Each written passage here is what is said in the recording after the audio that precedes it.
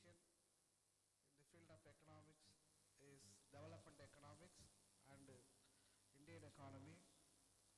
Sir is total teaching experience around 24 years and more than. Sir is also published national, international papers. At national level, there are 54 papers he published. At international, 16 PhD scholar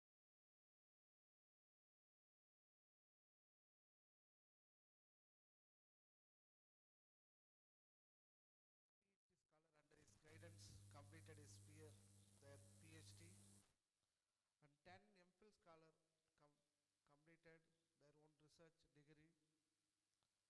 Sardis also took some research projects, minor research project, 3 he completed. The total publications Sardis published around 35 and more. With this small introduction, I would like to invite our today's session speaker, Dr. A. Annadurai sir. Over to you, sir. Thank you, sir, for your nice introduction. First of all, I thank you to the Scott Christian College for inviting me as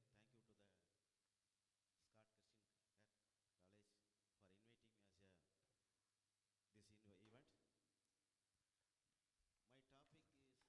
that the SDG goals are 17 goals that I took for that education as the SDG goals. Next slide. Yes. Okay, the main idea of that SDG goals: end poverty, protect the planet, and support peace and prosperity. Adopted by UN member states of 2015 and of 2030.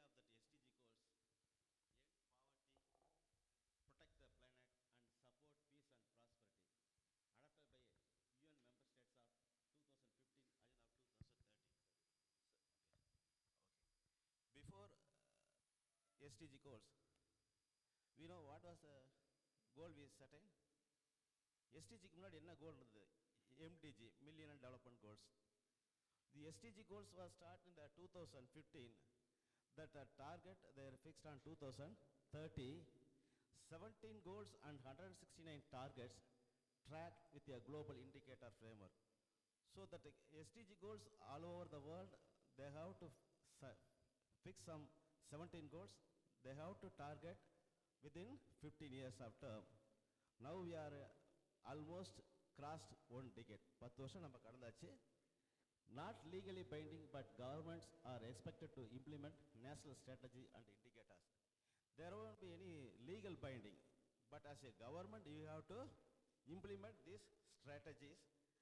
So, for example, take each and every government, their duties and responsibilities, they can provide the quality education for their people. There சட்டபூர்வமான எந்த விதமான இதுவும் கிடையாது, but ஒவ்வொரு கவர்மெண்ட்டுடைய responsibility duties, they have to give more importance. That is the reason they can frame the 17 goals. Next slide. Why education is a fundamental? Education helps people life become the upliftment for their development. Even if you give that education, ஒரு இடத்துல கல்வி இருந்ததுன்னா நாட்டினுடைய வளர்ச்சி ஈஸியாக அடையும். அதுக்காக என்ன பண்ணாங்கன்னா education is very important, one of the indicator of the SDG goals. For example, taken especially for in many African countries, many developing countries, education still is their dream.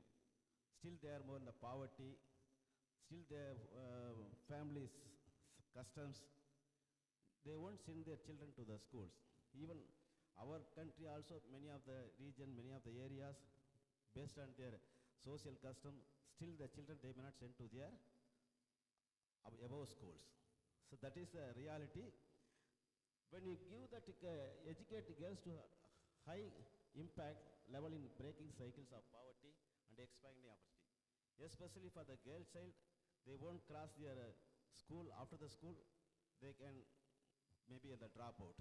because of their family system, they don't give importance to the girl child education. Whereas to right to education to recognize international human rights treat creates stable obligation. We know that Right to Education Act. One is the right to education, every child they should be school, they should not go for any work spot. The next slide. So when you go for that SDG goals, four important things they are given that. One is the inclusive, overcoming barriers to learners, presence, participation and achievement, so everyone can access quality learning opportunities. Many of the countries, even for India, it may not cover for inclusive growth. That many of them may be left out. Some area they are not yet covered. Inclusive, still it is a question of that education. That is one of the area they give the inclusive and equitable. Educational facilities, it's not equally provided for everywhere. There is a highly inequality, highly disparities. That should be avoided in the SDG goals. One of the areas is inclusive, number two is equitable, and third is quality. Quality is very important. For example, take infrastructure facilities, study material, teachers, quality teachers, curriculum, still it is a problem.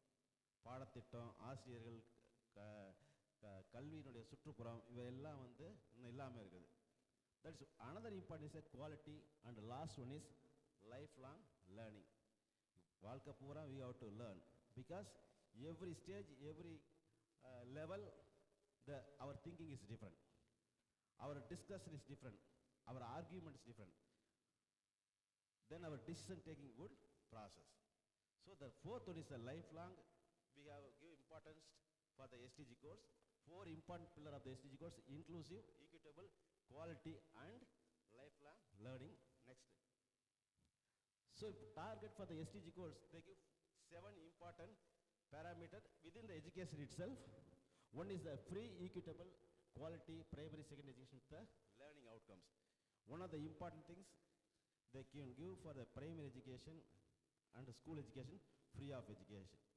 So which means this age, youngest age, in the entering school age, they should not be in the work spot. அவங்க எல்லாருமே அந்த சின்ன குழந்தைங்க first ஸ்கூலுக்கு வரணும். அதுதான் முதல் டார்கெட்டாக வச்சுருந்தாங்க. அடுத்து பார்த்தீங்கன்னா quality early childhood development care and pre primary education. Primary education at least they have to give minimum education. That is another parameter within the education. Third, equal access, affordable, technical, vocational, tertiary education. The education is provided, but it's not an equal. For example, take a technical course, or even take a professional course, or even for that higher education, there is a highly inequality. They give equal opportunities. ஒரு இந்தியாவிலே எடுத்துக்கிட்டிங்கன்னா ஒரு ஏரியாவில் பார்த்தீங்கன்னா literacy rate அதிகமாக இருக்கும், ஒரு ஏரியாவில் லிட்ரஸி ரேட் இல்லாமல் இருக்கும். என்ன காரணம்? அவைலபிலிட்டி ஆஃப் த கோர்ஸ் இல்லாமல் இருக்கும், எதிர்பார்க்குற கோர்ஸ் இல்லாமல் இருக்கும், அல்லது தூரமாக இருக்கும், அல்லது உங்களுக்கு வசதி இல்லாமல் இருக்கும். So equal opportunity for every one, that is another parameter. Relevant skills for employment, decent jobs, entrepreneurship. One of the major problem now, we were not able to get sufficient relevant skill. That is a lacking. So the quality education they are providing for the required skills, need-based skill. They can create employment opportunity. என்ன திறமை வேணுமோ அந்த திறமை வளர்த்துக்கணும். Suppose you may be expert on the technique, maybe carpenter, we can develop the skill on the carpenter. Suppose you are a skill on driving, it may be driving. Maybe sports, maybe sports. So they have to upgrade their interested skill development. And next one is the eliminate gender disparities. Still, even developing countries, there is a highly disparities, especially for the gender based. They give more weightage, they give more focus for that male students. Many places they won't give importance to the girl child. The gender disparity should be avoided. That is another case. The last one is, the sixth one is youth and adult literacy and nurseries. They can providing education for any stage that provided. The next, knowledge, skills for sustainable. whatever the education or skill, not for immediate, not for at present. Whatever the skill, whatever the development, it may be sustainable. எந்த அளவுக்கு திறமை இருக்கோ இந்த திறமை வந்து இப்போ மட்டும் இன்னைக்கு மட்டும் இல்லை, for the sustainable, நீண்ட காலத்து இருக்கணும். These 7 parameters important the quality of education. Next. So when you go for the world, still there is only one in, there is one of the data says only 1 in 2 young people complete secondary school, which means half of them they are not completing the schools. Of those who are in school, fewer than 1 in 2 reach a minimum level of proficiency in reading and mathematics. Still, half of them there is a problem of mathematics, proficiency in the speaking skill. The percentage of trained teachers is trending downwards. Nalla qualified teachers வந்து going downward, trending. Next. So this is the data latest available, but still the data is not up to date one. We can see the youth, that is 15 to 24 years. Men literacy rate for almost 1993 and women less, and adult is again much more less than that young. So there is a highly disparities youth and adults. Next slide. So this is the literacy rate, shows some of the South African countries and how that is affecting the COVID-19 for that education level, shows in the graph. Next. So next is equity and inclusion, where gap persists. எங்க வந்து நமக்கு வந்து சமமான கல்வியும் உள்ளடக்க முடியாம வெளியிட நிறைய பேரை வந்து அந்த கல்வியில கொண்டு வர முடியாத சூழ்நிலை இருக்குன்னா there is a huge gap. Wealth inequality is a major driver of learning gaps. மக்களுடைய செல்வ செழிப்பு one of the major reasons for inequality. For they are ready to go for education. We know very well the growing of educational expenditure. That may be creating a problem of inequality. Those are an affordable educational expenses they can go for. That is still the problem is persist. யாருக்கெல்லாம் கல்வியோடைய செலவு செய்ய முடியும், கல்விக்கான இதை பண்ண முடியும்னா they only go, but others they may not able to go. Still the persist because of the wealth inequity. The next, rural students in low and middle income countries, even developing countries like India, நம்ம நாட்டிலே வந்து நிறைய ஏற்றத்தாழ்வுகள் இருக்கு, gender gap இருக்கு. Within the region there is a gender disparities is there, literacy gap is there. You can see that middle income countries still the situation is worse. Gender parity is achieved on an average up to the lower second in many regions. The gender parity we can up to the lower second in many regions, but only 24% of the countries reach parity in upper secondary enrollment. See how the school education itself, how the disparities are there. That is the situation. Reduced access to technology can further restrict girls' learning opportunities. தொழில்நுட்பத்தை கத்துக்கிறதுல வந்து பார்த்தீங்கன்னா பெண்களுக்கு வந்து again அவங்களுக்கு வந்து ஒரு பெரிய barrier, பெரிய ஒரு drawback. Because that go for any technology, first அந்த தொழில்நுட்பம் இருக்கா, available technology. Many of the developing countries, even African countries, technology availability a problem. Another important things, whether they can have access or technology or not. Thank God somehow நம்ம தமிழ்நாட்டில் வந்து laptop at least college school student அளவுக்கு வந்திருக்கு. Many ஸ்டேட்ஸில் வந்து computer laptop என்னன்னே இதெல்லாம் தெரியாமல் இருக்காங்க. ஆஃப்டர் கோவிட் ஒன்லி தேனோ லேப்டாப்பில் எப்படி ஆப்ரேட் பண்ணுறது, கூகுள் மீட் எப்படி ஆப்ரேட் பண்ணுறது, தொழில்நுட்பம் வந்து அவைலபிலிட்டி இருக்காங்கிறது ஃபர்ஸ்ட் கொஸ்டின். அதை அடாப்டபிள் பண்ண முடியும், அதனால் நம்ம வந்து நடைமுறைப்படுத்த கொண்டு வருவீங்க. அடுத்த பிரச்சனை, இது எல்லா ஸ்டூடெண்ட்ஸ்க்கும் அக்சசபிலிட்டி இருக்கான்றது ஒரு பெரிய பிரச்சனை. இது எல்லாமே சூட்டபிலிட்டி இருக்கா, பவர் இருக்கா, அவங்களால பயன்படுத்த முடியுமாங்கிறது. ஸோ இது இந்த பேரியர்லாம் பார்த்தீங்கன்னா again the girl child, that is a problem with both men and women, but compared to the boys students, girls students, again there is a barrier come for the education. Then UNESCO notes that laws and policies set the framework for achieving inclusion in Gandhi. So UNESCO, they frame some of the guidelines, regulation, rules for how they are going to be reduce the education. Next slide. So first they are going to give that how to integrate the education, build knowledge to the right to education, and SDG policy, 4 policy efforts, engage with the research and monitoring. That is one of the learn and educate. And number 2 is integrate. Remove discrimination, legal workplaces, lead on inclusion, diversity, and social mobility initiative. Discrimination, there is a workplace, there is a lot of discrimination that should be avoided, and bring out some of the act, support accountability, rights-based opportunities, partner for pro bono support, and public legal education. The UNESCO take 3 important efforts. One is learn and educate, integrate, and act. The next, there are several acts. They can try to bring out core instruments in the education. There is a UDHR. That is one of the act bring out Article 26, recognition right to education. Every child, they have a right to go for education. And UNESCO CAT binds states to eliminate discrimination education. ஏற்றத்தாழ்வு கல்வியில் இருக்கக்கூடிய ஏற்றத்தாழ்வுகளை குறைக்கின்றதுக்காக இந்த சட்டம் கொண்டு வரப்பட்டது. ICESER, that is Article 13.40, comprehensive right to education, progressive relation. The education which are going to be used and right track, that need based, that will provided. CEDAW, equality in education, tackle stereotypes. They can provide education, சமநிலையான கல்வி கொடுக்கணுங்கிறது வந்து அது ஒரு சட்டத்தை கொண்டு வந்திருக்காங்க.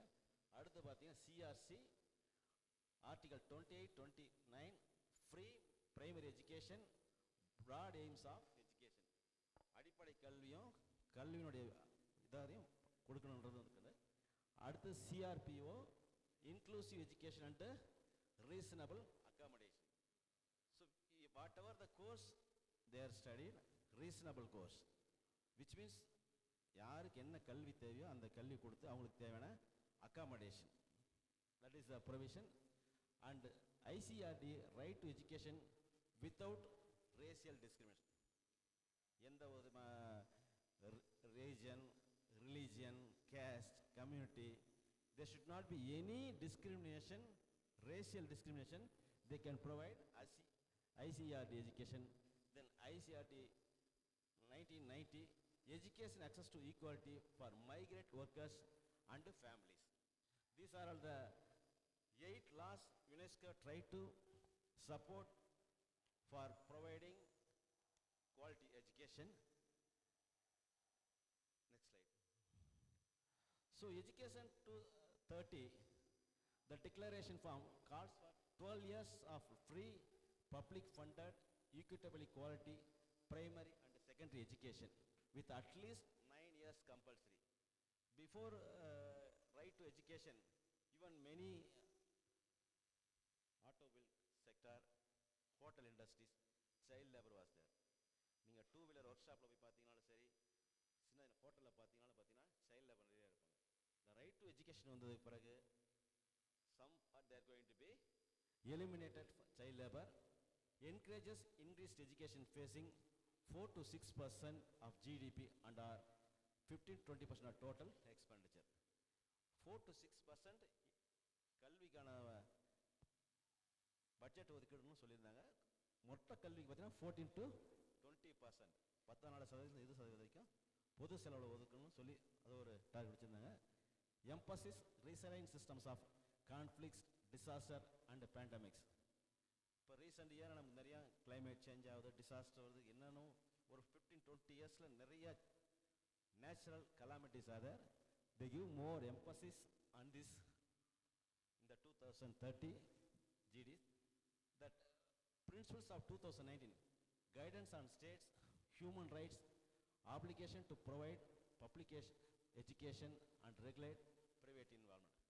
பொது கல்விங்கிறது வந்து அரசு மட்டல தனியாருடைய பங்களிப்பும் சேரணும் அப்படின்றது தான் இதனுடையது. Adopted by 55 experts after multi-year global process recognized by multiple human rights bodies. பலவிதமான மனித தொடர்பு பிறகு சேர்ந்து பல்வேறு குழுக்கள் அமைத்து இந்த நீடித்த கொள்கைன்னு சொல்ல சஸ்டைனபிள் டெவலப்மெண்ட் கோல்ஸ் உருவாக்கப்பட்டது. Organized into 97 guiding principles under 10 overarching themes: financing, public-private partnership, accountability, and more. It's in the SDG course. Next. But UNESCO emphasizes education can help learners build the knowledge, skills, values, attitudes needed for sustainable. கல்விங்கிறது வந்து ஒரு மனிதனுடைய அறிவும் திறமையும் மதிப்பும் அவனுடைய நடவடிக்கையும் மேம்படுத்தும் அப்படின்னு ஒரு கருத்தை சொல்லியிருக்காங்க.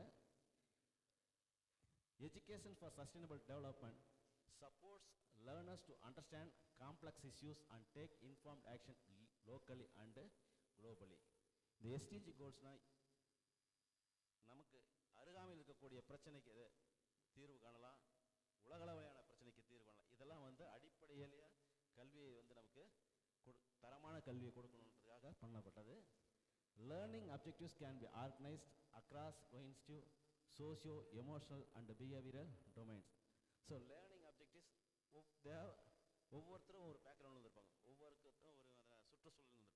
அவங்க எல்லாம் how they are going to be their நடவடிக்கை வேற மாதிரி, behavior maybe changes, even they have emotional maybe different, the society is different. இது எல்லாமே வந்து பார்த்தீங்கன்னா it will affect their learning of their education. Next slide. So when you go the SDGs girls, there are 8 important areas. One is the system thinking. We have to differently think. We can give more importance. Which are the thing there? Anticipatory. Anticipatory. எதிர்காலத்தில் எப்படி வரும்? Future how it will be. We can predict. We can estimate. என்ன நடக்குங்கிறது பண்றது accountability. Anticipatory. Normative. We are going to think how we are going to be act in the future. Approach. Strategy. How that கல்வியானது நமக்கு எந்த விதமான உத்திகளை உருவாக்கி கொடுக்கும்ன்றது கொள்வது. Collaboration. Collaboration. We are going to collaborate with the other agencies, other bodies, get more and more output. நமக்கு வரக்கூடிய result, நமக்கு வரக்கூடிய முன்னேற்றம் வந்து கொலாபரேட்டிவ். ஒரே ஒரு இப்போ பார்த்தீங்கன்னா நிறைய கல்லூரிகள் பல்கலைக்கழகம் பார்த்தீங்கன்னா collaborative research, collaboration, field placement. This one of the sustainable development goals. And critical thinking. Thinking critical thinking we are going to think differently. ஒரே மாதிரி திங்க் பண்ணாமல் என்ன மாதிரி வரும், that is called analysis. பகுப்பாய்வு முறையில் they are going to critical thinking. They may not have same track, ஒரே மாதிரி சிந்திக்காமல் பல்வேறு விதமான சிந்தனை கொடுக்கறதுக்கு critical thinking. Self awareness. Everyone they have to aware themselves. We have to self awareness is very important. And then last one is integrated problem solving. Integrated problem solving, it is not a individual can't solve the problem. They have to integrate. They have to go together. Together they can solve the problem. These are the important things the community support leading the across SDGs. The next, there are give more 5 important how to across the world, that is policies, programs we have to change in the SDG goals. Then curricula and textbooks. Curricula and textbooks, very often we have to revise the curriculum. Then only you can have the up-to-date information. Either பாடத்திட்டமாக இருந்தாலும் அல்லது தொழில்நுட்பமாக இருந்தாலும் we have to update. இப்போ பார்த்தீங்கன்னா இப்போ artificial intelligence, data science இதெல்லாம் பார்த்தீங்கன்னா curriculum keep on changing. அடிக்கடி they are going to be modified. Need based. தேவையோ அதுக்கு தகுந்த மாதிரி curriculum design. The next, teacher education. Up, not only for the curriculum, even the teacher also they have to update their current situation, current information, current technology, how current techniques, how they are going to develop. The next, classroom and learning settings. Many places still there is a lack of classroom, lack of facilities, lack of infrastructure facility. போதுமான அளவுக்கான வசதிகள் கிடையாது, போதுமான அளவுக்கு வகுப்பறை கிடையாது, போதுமான அளவுக்கு ஆசிரியர்கள் கிடையாது. இதெல்லாம் வந்து classroom and learning settings should be improved. The next one, assessment of learning outcomes. Learning outcomes, how an individual quality wise improved. Mere mark sheet is not a learning. How your life, how your வாழ்க்கை தரம், how your quality improved. That is the importance of the quality education. Next. Thank you. Any more doubts? Even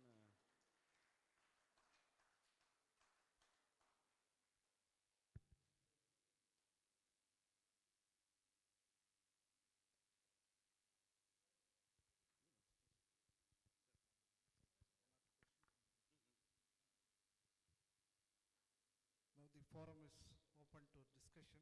Any questions or clarification with regard to SAR's presentation, you can ask now. One or two.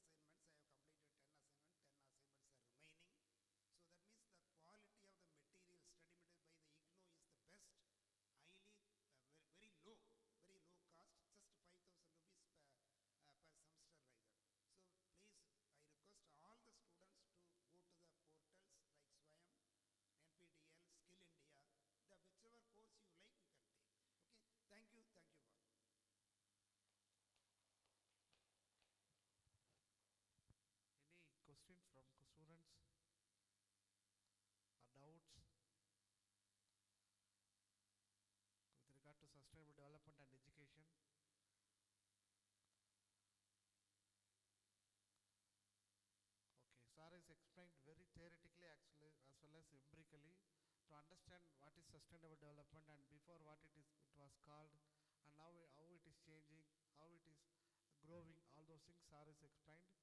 But hope you got the um, good insights you with regard to sustainable development goals, regarding the education goals. Thank you so much, sir. Thank you for your elaborate presentation.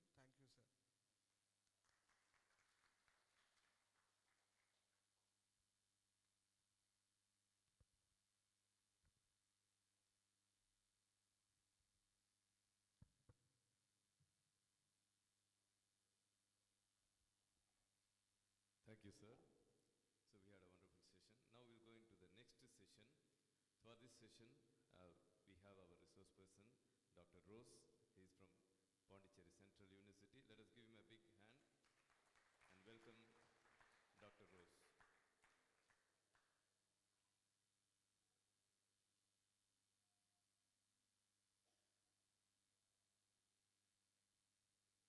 To honor our resource person, let me don a shawl on our resource person.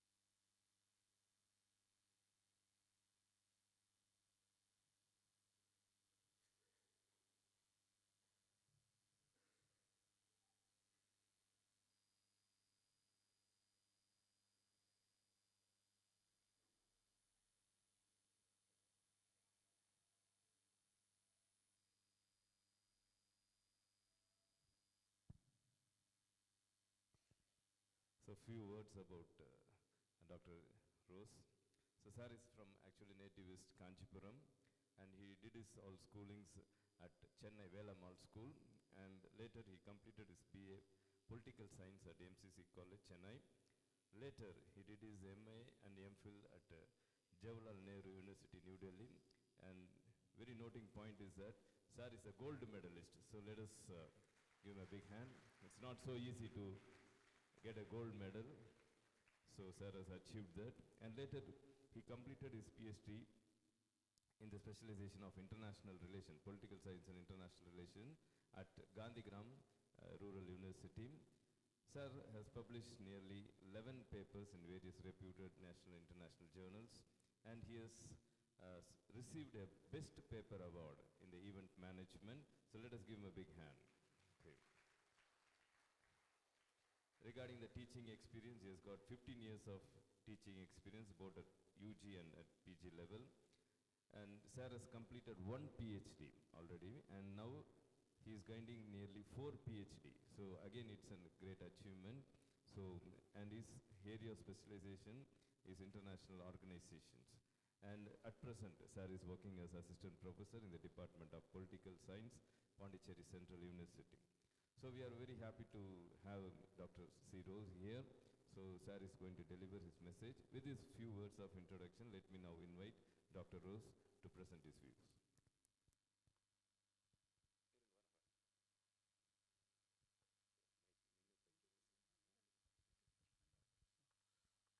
அனைவருக்கும் வணக்கம். Very good morning to all of you. Tirupattur is very cold. Since I am from Pondicherry, I feel very cold from the morning. Anyway, Right Reverend Father Principal and the Head Department of Economics, Graduate Program Head Department of Economics, faculty members and conveners of the session, invited speakers, my professor friend from PSG College, Professor Mohan Sundam, and all other students, delegates. It's my pleasure. And previous speaker, my friend Professor Annadurai, and all other faculty members from various colleges and students of this department of this college. I am very privileged to stand before you in Sacred Heart College, Tirupattur today. And as you all know very well, நான் வந்து எப்பவே ஒரு சந்தோஷமான international organisation sir சொன்னாரு, international ஆர்கனைசேஷன்னா ஒன்றுமே இல்லை, ஐக்கிய நாடுகள் சபை தான். யுனைடெட் நேஷன்ஸ்ன்றது தான் தலைமை கழகமான ஐக்கிய நாடுகள் சபை தான் யூஎன். அதோட தலைமையகம் பார்த்தீங்கன்னா நியூயார்க் மாநகரில் இருக்குது. நீங்கள் வெப்சைட்டில் போயிட்டு UN.org அடிச்சிங்கன்னா அதில் அதோட ஃபுல் டீட்டெயில்ஸ் நீங்கள் எடுத்துக்கலாம்.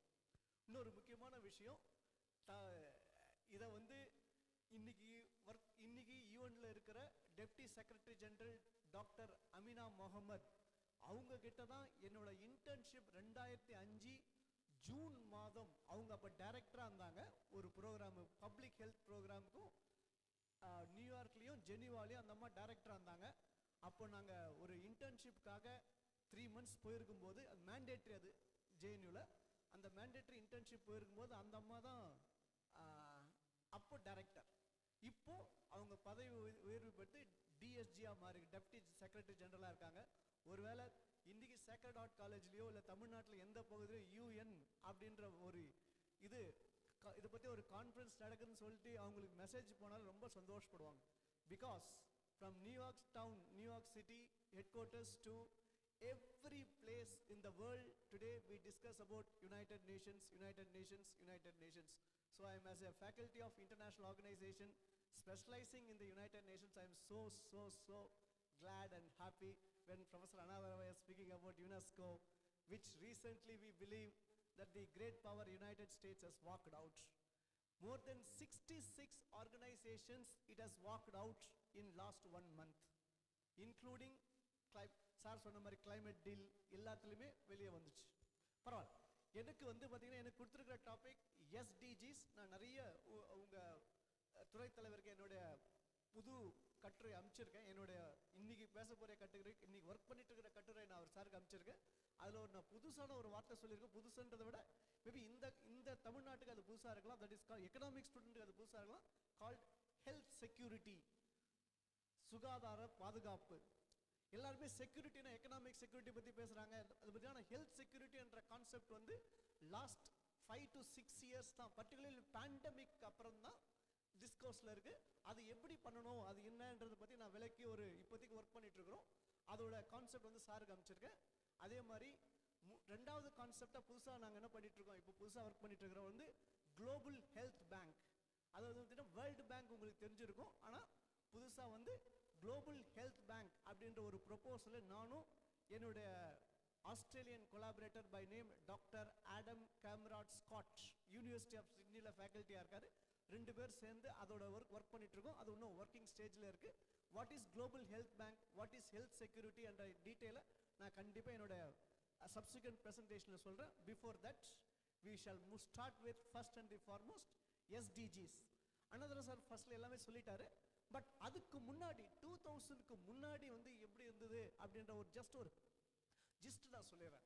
2000க்கு முன்னாடியும் இந்த மாதிரி ஒரு எஸ்டிஜிஸ் எம்டிஜிஸ் இருந்தது. ஆனால் இந்த மாதிரி யூனிவர்சல் அல்ல, உலகமயமானதாக இல்லை.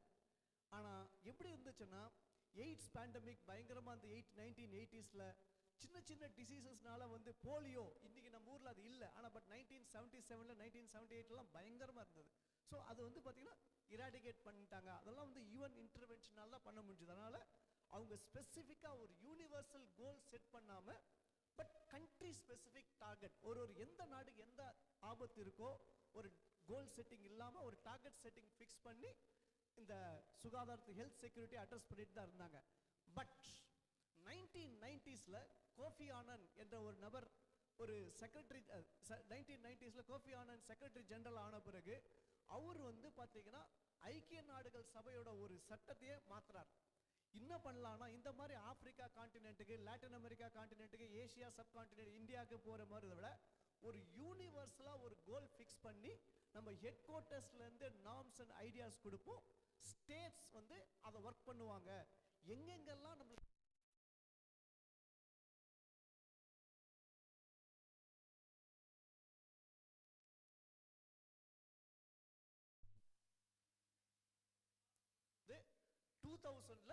அப்புறம் சார் சொன்ன மாதிரி எம்டிஜின்னு ஒன்று ஆரம்பிச்சாங்க. But MDG was a grand success தான். நான் ஃபெயிலியர்னு ஒத்துக்கவே மாட்டேன். நீங்கள் எங்கன்னா ஒருவேளை மோகன் சுந்தர் சார் ஏதாவது ஆட்சேபம் தான் என்கிட்ட நான் சொல்ல அதுக்கான எக்ஸ்பிளனேஷன் தர தயாராக இருக்கிறேன். But MDG was very successful. For example 2012-13 அன்றைய தினம் பிரிட்டிஷ் பிரதமர் டேவிட் கேமரூன் தலைமையில தான் ஒரு குழு அமைச்சாங்க. அந்த குழுவுக்கு நானும் போயிருந்தேன். 2012-13 2 மீட்டிங் நடந்தது. ஒரு மீட்டிங் வந்து லண்டன்ல நடந்தது, இன்னொரு மீட்டிங் நியூயார்க்லயே நடந்தது, இன்னொரு மீட்டிங் WHO நடந்தது. பட் 2 மீட்டிங்க்கு நான் போயிருந்தேன். அவர் தலைமையில நடைபெற்ற குழுக்கள் எம்டிஜி வந்து சக்சஸ். ஆனா எம்டிஜி சக்சஸ் ஆனா இதுக்கப்புறம் என்ன பண்ணணும், நம்ம இதை விட ஒரு கோல்ஸை மாத்தி ஏன் எங்க சக்சஸ் எங்க ஃபெயிலியர்ஸ் ஆலும் மெஷர் பண்றதுக்காக டார்கெட்ஸ் ஃபிக்ஸ் பண்ணுவோம், இண்டிகேட்டர்ஸ் ஃபிக்ஸ் பண்ணுவோம்னு சொல்லிட்டு அந்த குழு தலைமையில தான் முடிவு பண்ணாங்க. அதே மாதிரி 2015ல 17 கோல்களும் 169 டார்கெட்ஸும் ஃபிக்ஸ் பண்ணி இதுல வந்து நம்ம இதை இலக்கை நோக்கி பயணிப்போம்னு சொல்றாங்க. 2015 இருந்து 2030க்குள்ள ஏதேனும் இதை அடைய வேண்டும் என்ற நோக்கத்தில் நல்ல எண்ணத்தில் தான் பயணிக்கும். ஆனால் ஏன் இப்போ ஏன் அதோட டார்கெட் 10 வருஷம் முடிஞ்சிச்சு, இன்னும் 5 வருஷம் தான் பாக்கி இருக்கு. எத்தனை கோல்கள் நம்ம அச்சீவ் பண்ண முடியும்னு பார்த்தீங்கன்னா 17 கோல்ல மொத்தமே less than 20% தான் நம்ம 2030க்குள்ள ரியலைஸ் பண்ணுவோம்னு சொல்லிட்டு யூஎன் ரிப்போர்ட் சொல்லுது. நான் சொல்லுங்க, செக்ரட்டரி ஜெனரல் ஆண்டோனியோ குட்டரஸ் சொல்றாரு, only less than 20% of the targets we are going to achieve, and all the more particularly health, climate, education, gender justice. இந்த கோல்ல கண்டிப்பா நம்ம எந்த கோலுமே அச்சீவ் பண்ண போறோம், எந்த டார்கெட் எல்லா டார்கெட்டுமே மிஸ் பண்ண போறோம் என்று தான் சொல்லிட்டு இருக்காரு. எங்க நம்ம கமெண்டபிள் ப்ரோக்ரஸ் ஓரளவுக்கு பண்ணியிருக்கோம்னா பாவர்ட்டிலையும் ஒரு ஹங்கர்லையும் ஓரளவுக்கு பண்ணியிருக்கோம். மற்ற எல்லா டார்கெட்லையும் நம்ம we are going to miss our targets. இப்பவே பாத்தீங்கன்னா 2025 2026ல 2030க்கு அப்புறம் என்ன பண்ணணும் அப்படின்ற டிபேட் வந்திருக்கு. நான் அதை என்னோட கட்டுரையில் நான் சொல்லியிருக்கேன். 2028ல அடுத்த ஆண்டு பாத்தீங்கன்னா ஒரு சின்ன 193 மெம்பர் மீட்டிங் நடக்க போகுது நியூயார்க்ல. அந்த மீட்டிங்கோட அவுட்கம் படி பாத்தீங்கன்னா ப்ரிப்பரேட்டரி டாக்குமெண்ட் என்ன சொல்லுதுன்னா, எவ்வளவு நாள் எக்ஸ்டெண்ட் பண்ணலாம், 2030ல இருந்து 2045 வரைக்கும் எக்ஸ்டெண்ட் பண்ணலாம். ஏன்னா 2045 வந்து யூஎனோட 100th year of its formation. After 1945 ஆரம்பிச்ச United Nations, in 2045 it will celebrate its 100 years of existence. So அதனால SDGs கோல் கண்டிப்பா நம்மளால வந்து ஏன்னா less than 17 to 20% தான் அச்சீவ் பண்ணிருக்கிறதுனால கூடுமான அளவுக்கு எனக்கு தெரிஞ்சு 2028 29 30 ஆண்டுகளில் அதை மீண்டும் ஒரு 15 நாள், one more 15 years may be extended, some with some changes, particularly goal 1 and goal 2 merge பண்றதுக்கு வாய்ப்பு நிறைய இருக்கு. ஏன்னா ஓரளவுக்கு அதுல progress இருக்கு. எங்க மேல்னா கோல் 17 அது பார்ட்னர்ஷிப் அண்ட் ஃபைனான்சிங்ல நிறைய வீக்னஸ் இருக்கு, அதையும் ஓரளவுக்கு எக்ஸ்பேண்ட் பண்றதுக்கு வாய்ப்பு இருக்கு. So some changes with small modifications. I personally believe from 2030 to 2045 the goal setting process will continue. United Nations may set new targets for 2045 when the historic world celebrates United Nations formation of 100th year. Okay, so this is my first assumption that the all likely 17 SDGs we may not able to realize by 2030. That is well understood, and it may be extended to 2045 when ஐக்கிய நாடுகள் சபை 100வது ஆண்டை கொண்டாடும். இல்லைக்கு நம் உலகம் ஒரு உயரிய நிலையத்தை எட்ட வேண்டும் என்ற இலக்கில் அது மாதிரி ஒரு முடிவு எடுக்கப்படும் என்று தோணுது. ஆனா இப்போ நம்ம ஏன் இது வரல, ஏன் இது நடக்கல, ஏன் நம்மளால வந்து 2030க்குள்ள அச்சீவ் பண்ண முடியலன்னு நான் நிறைய சொல்லியிருக்கேன். அதோட முக்கியமான 3 கருத்துக்கள் சொல்றேன். ஒன்னு பேண்டமிக். 2020ல வந்த ஒரு எதிர்பார்க்காத பேண்டமிக் அதான் ஃபர்ஸ்ட் டைமா கிடையாதுங்க. 1920ல இந்த மாதிரி ஒரு பேண்டமிக் இருந்ததாக என்னுடைய முன்னாள் கல்லூரி கிறிஸ்துவ மருத்துவ கல்லூரியோட ரெக்கார்ட் சொல்லுது. எந்த மருத்துவ கல்லூரியோட, அது வேலூர் மாவட்டத்தில் தான் இருக்கு, முன்னாடி இப்போ திருப்பத்தூரா மாறிக்கலாம், முன்னாடி வேலூர் மாவட்டம் ஒருங்கிருந்த வேலூர் மாவட்டத்தோட அங்கம் தான் இது. அன்றைக்கு இருந்த கிறிஸ்துவ மருத்துவ கல்லூரியோட ரெக்கார்ட்ல 1920ல இந்த மாதிரி ஒரு பேண்டமிக் வந்து உலகமே அன்று சம்பித்ததாக கிறிஸ்டியன் மெடிக்கல் காலேஜ் ரெக்கார்ட் சொல்லுது. ஏன்னா அவர் prime minister held consultation with the CMC director in 2020 in some point of time. So இது வச்சு தான் சொல்ல முடியுது நிறைய பேண்டமிக்ஸ் வந்திருக்கு. ஆனால் உலகளாவிய பேண்டமிக் இதுதான் முக்கியமான காரணம். செகண்ட் இம்பார்ட்டன்ட் ரீசன் பார்த்தீங்கன்னா ஜியோபொலிட்டிக்கல் டென்ஷன்ஸ். அதாவது வந்து எங்க பார்த்தாலும் உலகளாவிய பிரச்சனைகள், உக்ரைனில் ப்ராப்ளம், மிடில் ஈஸ்டில் ப்ராப்ளம், ஆப்பிரிக்காவில் ப்ராப்ளம், லாட்டின் அமெரிக்காவில் உங்களுக்கு நடந்த ஒரு வாரத்துக்கு முன்னாடி நடந்த விஷயம் என்னன்னு தெரியும். அதே மாதிரி இந்தியாவை சுற்றி நடக்கின்ற பிரச்சனைகள், இந்தியாவை சுற்றி மேற்கிலும் கிழக்கிலும் நடக்கின்ற பிரச்சனைகள். ஸோ இந்த போன்ற ஒரு ஜியோ பொலிட்டிக்கல் டென்ஷன்னாலையும் நாடுகளுக்கு உள்ளே இருக்கின்ற சிக்கல்கள், முரண்பாடுகளும் முக்கியமான காரணம். பர்டிகுலர்லி பிரசிடென்ட் ட்ரம்ப் வந்ததுக்கு பிறகு இந்த முரண்பாடுகள் தீவிரமாக அடைந்துள்ளது. பிரசிடென்ட் ட்ரம்ப் என்ன பண்ணார்? ஃபர்ஸ்ட் டே ஜனவரி 20, 2025 அவர் போட்ட ஃபர்ஸ்ட் கையெழுத்தே பார்த்தீங்கன்னா ஐக்கிய நாடுகள் சபையில் இருக்கின்ற WHO, உலக சுகாதார மையம், WHO, வேர்ல்ட் ஹெல்த் ஆர்கனைசேஷன், இதிலிருந்து அமெரிக்கா வெளிவரும் அப்படின்ற ஃபர்ஸ்ட் கையெழுத்து தான். அதை தொடர்ந்து 66 பன்னாட்டு நிறுவனங்களிலிருந்து அவர் அமெரிக்காவை வெளியேற்றி இருக்கிறார். இதனால் அமெரிக்கா தர வேண்டிய நிதியும் அவங்க நடத்துகின்ற லேபும் அதோட ஃபெசிலிட்டிஸ் எல்லாமே இன்னைக்கு ஸ்தம்பித்து போயிருக்கிறது. ஒரு முக்கியமான காரணம். ஏனெனில் இந்த கிரேட் பவர்ஸ்ல இருக்க டென்ஷன்ஸும் அவங்களுக்குள்ள முரண்பாடுகளும் இந்த எஸ்டிஜி டார்கெட்ஸ், நம்ம பர்டிகுலர்லி ஹெல்த் ரிலேட்டட் டார்கெட்ஸை அச்சீவ் பண்ண முடியாததுக்கு மிக மிக மிக முக்கியமான காரணம். அப்புறம் மூன்றாவது முக்கியமான காரணம் குளோபல் ஹெல்த் ஃபைனான்சிங். அது பார்த்தீங்கன்னா எஸ்டிஜி 3Bலே சொல்லியிருக்காங்க எப்படி $100 பில்லியன் நம்ம மொபிலைஸ் பண்ணணும் சொல்லி 2015ல சொல்லியிருக்காங்க. இன்னைக்கு அதோட ஃபண்ட்ஸ் இன்க்ரீஸ் ஆயிருக்கணும். ஆனால் நம்ம பார்த்தோம் 2020ல எப்படி உலக நாடுகள் வேக்சின்ஸை கொடுக்காம எப்படி vaccine denial, vaccine scepticism prevailed over.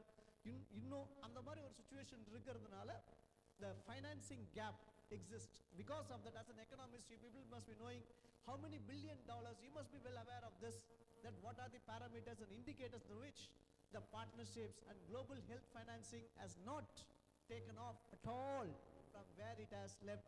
Because of these three important reasons why we are not able to achieve health for all, sustain all ages, health for all time, health related targets including IMR, MMR, CDC, CD, non-communicable diseases, vaccines access, health financing, health funding gaps, any of the goals that we are able to achieve related to health. So these are the three main reasons. Where did India stand in this? As we discuss about in this conference, India's some progress we did made, in particularly the progress that we made is so uneven. One part of the Indian Union is making some progress in IMR, MMR, no doubt. Particularly this part of the country is far ahead. In the central India, particularly in Chhattisgarh, advanced states like Punjab and middle states like Madhya Pradesh, some western states like Haryana, again a very advanced country, as lags behind many indicators related to MMR and IMR and other issues. But there is also an all along problem in the health related, particularly affordability question. See, the problem in the Indian context is we need more primary health centers. We don't need more Apollos. We don't need more breach candies. We need more CMCs. Okay?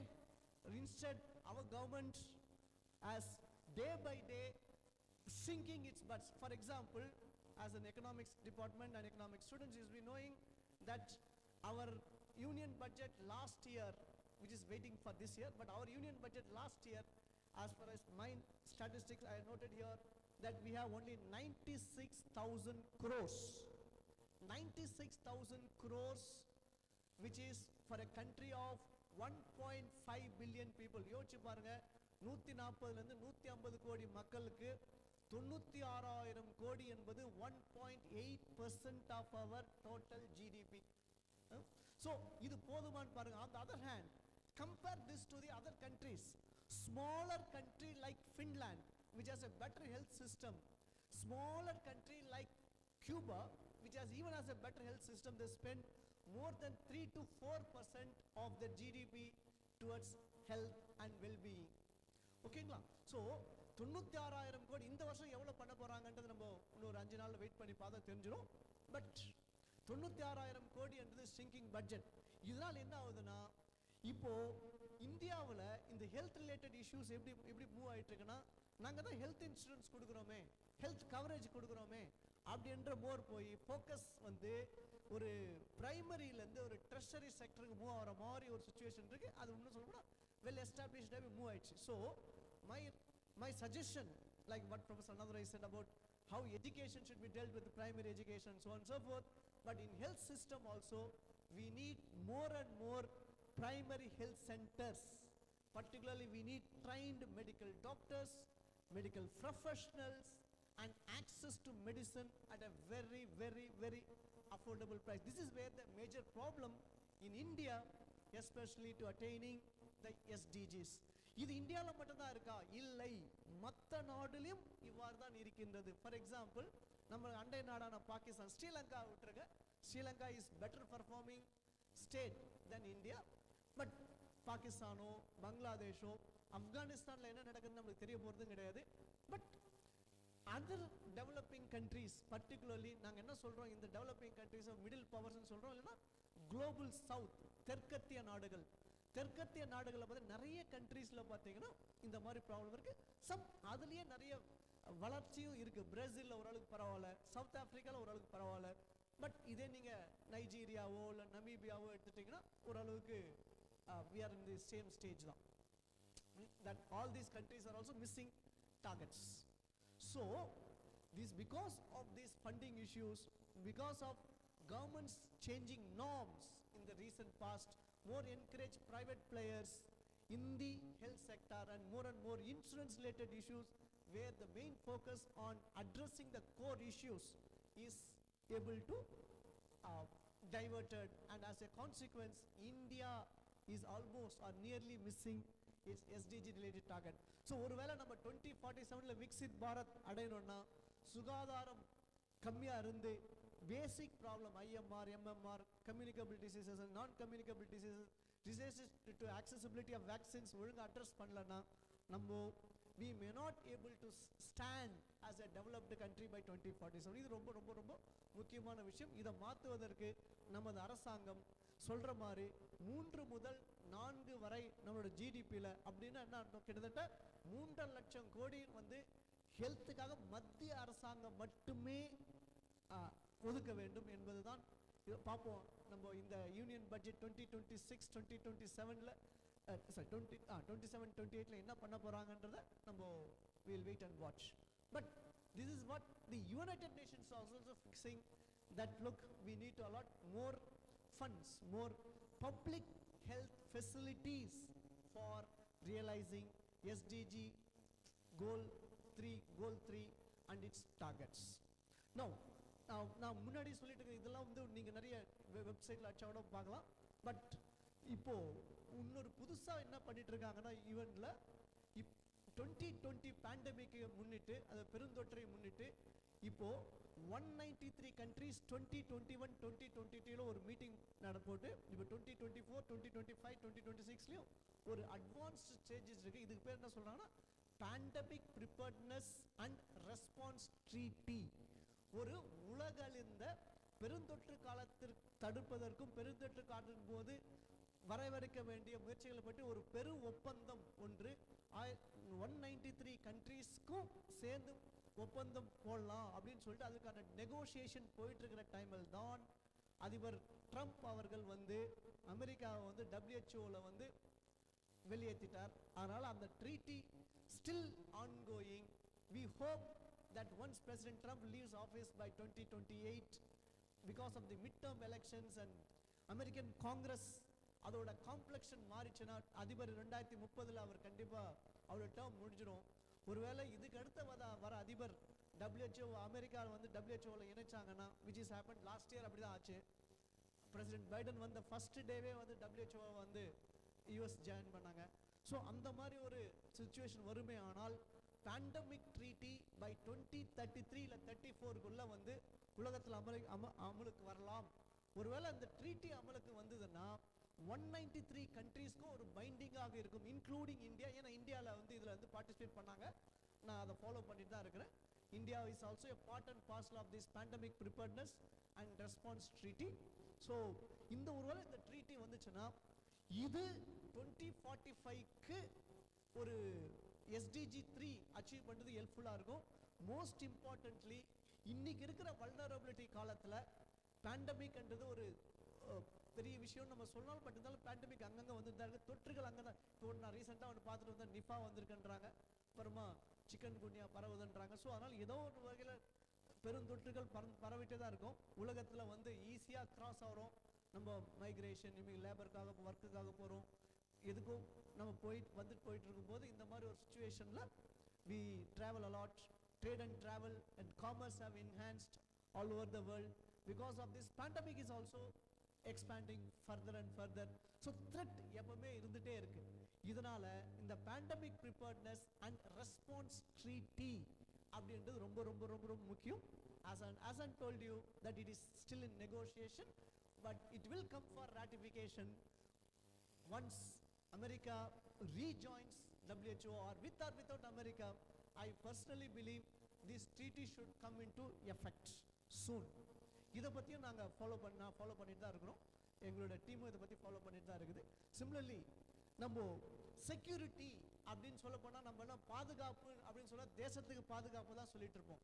For example national security, தேசிய பாதுகாப்பு, economic security, பொருளாதார பாதுகாப்பு. ஆனால் இந்த security discourse இப்போ வந்து health செக்யூரிட்டிக்கும் applicable ஆயிருக்கு. இந்த ஹெல்த் செக்யூரிட்டிக்கான டெஃபினிஷன் எங்க கொடுத்துருக்காங்கன்னா இந்த பேண்டமிக் ட்ரீட்டில முகவரியிலேயே கொடுத்துருக்காங்க. முகவரியிலேயே அவங்க என்ன சொல்றாங்க, health security is defined as a broad aspect of safeguarding all citizens, all people, all humanity from risks of threats emanating from health challenges. அதாவது ஹெல்த் சேலஞ்ச், எந்த ஒரு ஹெல்த் சேலஞ்சஸாக இருந்தாலும் சரி, அதாவது இந்த போலன்ஸ் பேண்டமிக்ஸ் எதுவாக இருந்தாலும் சரி, உலகளாவிய ரெஸ்பான்ஸ் மூலம் இந்த ஹெல்த் செக்யூரிட்டியை நம்ம த்ரெட் பண்ண முடியும். இன்றைய காலகட்டத்தில் trade and travel and commerce வளர்ந்துருக்கக்கூடிய இந்த நேரத்தில் இந்த செக்யூரிட்டி இன்செக்யூரிட்டி அதிகமாகிறதுனால இந்த health security concept is becoming more and more important. இதில் ஹெல்த் செக்யூரிட்டி எல்லாருக்குமே இம்பார்ட்டன்ட். அதில் என்ன சொல்ல, health insecurity is becoming more and more rapid, particularly when great powers don't cooperate.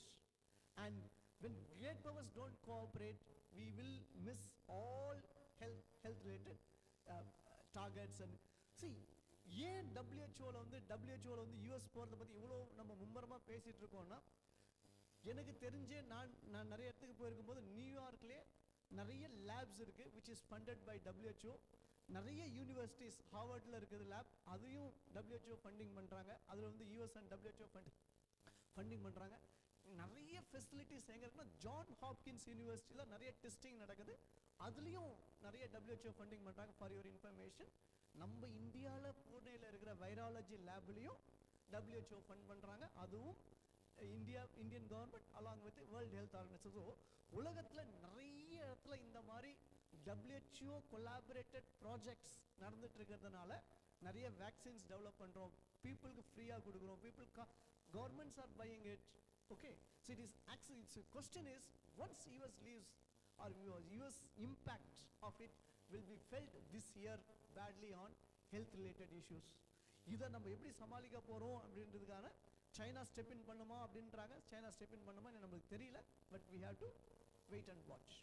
So health security, pandemic and response treaty is one of the new and novel initiatives made by the United Nations to ensure that at least by 2045 we realize health related SDGs. And now finally என்னோட bed project இதுதான் நான் work பண்ணிட்டு இருக்கிறேன். that is called Global Health Bank.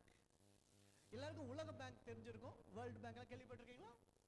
Yes, most of economic students, you must have learned about World Bank, headquartered in Washington, and also IMF, again headquartered in Washington. இதே போல Global Health Bank or World Health Bank, which is mooted by our WHO Director General Dr. Tedros Adhanom Ghebreyesus. அவர் எங்கேருந்து இந்த ஐடியாவை கொண்டுட்டு வந்தாருன்னா, இதுக்கு முதல் முக்கிய காரணம் வந்து former World Bank president Jim. அதாவது சவுத் கொரியன் அவர் நேஷனல் கிம் ஜோங். ஸோ இவர் என்ன சொல்லியிருக்காருன்னா, ஹெல்த்துக்கும் கிளைமேட்டுக்கும் தனியான ஒரு ஃபண்டிங் மெக்கானிசம் வேணும் அப்படின்னு சொல்லிட்டு ஒரு 7-8 இயர்ஸ்க்கு முன்னாடி ஒரு டேவோஸ் அட்ரஸில் இதை சொன்னார். அதுல இருந்து தான் இந்த க்ளூ வந்து the debate of global health bank is becoming more and more challenging. நான் இங்க என்ன எழுதியிருக்கேன், a global health bank is a necessary one to mitigate, to avoid future funding gaps and also more funding towards it accessible and developing countries, which can be facilitated by the following means. அதாவது global health bank வந்து எங்க வரலாம், அது எப்படி வரும்ன்றதுக்கு என்னுடைய proposal என்னன்னா, 193 countries அதுல மெம்பரா இருந்தது. ஒரு கண்ட்ரியும் எப்போ ஒரு கண்ட்ரி வந்து ஒரு ஆர்கனைசேஷன்ல மெம்பர்ஷிப் ஆகும்னா ஒரு ஃபீஸ் பே பண்ணுவாங்க, ஹெல்த் ஃபீஸ் அதுக்கு பேர். அதுக்கு போய் எல்லாம் இப்போ யூஎன்ல இந்தியா மெம்பரா இருக்குன்னா அதுக்கு வந்து யூஎன்ல இந்தியா வந்து 0.1% கான்ட்ரிபியூட் பண்றாங்க. ஃபார் எக்ஸாம்பிள் ரீசெண்டா நேற்று தான் இது அமலுக்கு வந்தது. பிரசிடென்ட் ட்ரம்ப் வந்து board of peace in Gaza implement பண்ணிருக்காரு. அதோட ஃபீஸ் பார்த்தீங்கன்னா $1 பில்லியன், சுமார் 9,000 கோடி. இந்தியா இது வரைக்கும் அதில் ஜாயின் பண்ணல, ஆனால் பண்றதுக்கான வாய்ப்பு இருக்கு. அதில் நிறைய கன்சர்ன்ஸ் இருக்கு. இன்னைக்கும் பேப்பர்லாம் நிறைய ஆர்டிகல்லாம் போட்டிருக்காங்க அதை பத்தி. ஸோ நீங்க படிச்சீங்கன்னா தெரியும். ஸோ அந்த மாதிரி 193 கண்ட்ரீஸும் ஒரு ஃபண்டிங் மெக்கானிசம், ஒரு மெம்பர்ஷிப் ஆனால் கண்டிப்பா ஒரு இதாகும். அதே மாதிரி பார்த்தா வாலண்டரி ஃபண்டிங் அப்படின்னு ஒரு மெக்கானிசம் இப்போ எல்லா இடத்துலையும் இருக்கு. தன்னார்வ ஃபண்டிங், அதுலேயும் நிறைய கண்ட்ரீஸ்லாம் டொனேட் பண்றாங்க. நார்வே, ஸ்வீடன், ஃபின்லாந்து, டென்மார்க், அப்புறமா சைனா, ரஷ்யா, இவங்களும் நிறைய டொனேட் பண்றாங்க. Japan, South Korea and most importantly Gates Foundation, இவங்களாம். ஸோ இந்த மாதிரி voluntary funding and also assessed funding from the, அதுக்கப்புறம் குளோபல் ஹெல்த் பேங்க் வந்து பார்த்தீங்கன்னா பாண்ட்ஸ் இஷ்யூ பண்ணலாம். வேர்ல்டு பேங்க் எப்படி பாண்ட்ஸ் இஷ்யூ பண்ணுதோ அதே மாதிரி stock, New York stock exchange, other stock மார்க்கெட்ஸ்லயும் பாண்ட் இன்க்ரீஸ் பண்ணி ஃபண்டிங் ரைஸ் பண்ணலாம். These funds, whatever it is collected, it should be facilitated, it should be provided on terms and conditions to the member countries for working mechanism.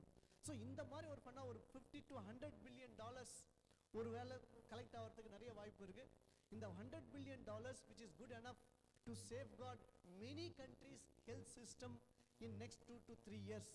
வருமா என்பது எனக்கு தெரியாது. ஆனால் அது we are working on this global health bank which is a very unaddressed thing. இதுல நிறைய sovereignty, அது இறையாண்மை உள்ள விஷயங்கள். ஏன்னா ஹெல்த் வந்து டொமஸ்டிக்லி ஸ்டேட் சப்ஜெக்ட், அதாவது ஒரு நாடுக்குள்ள இருக்கிற ஒரு subject.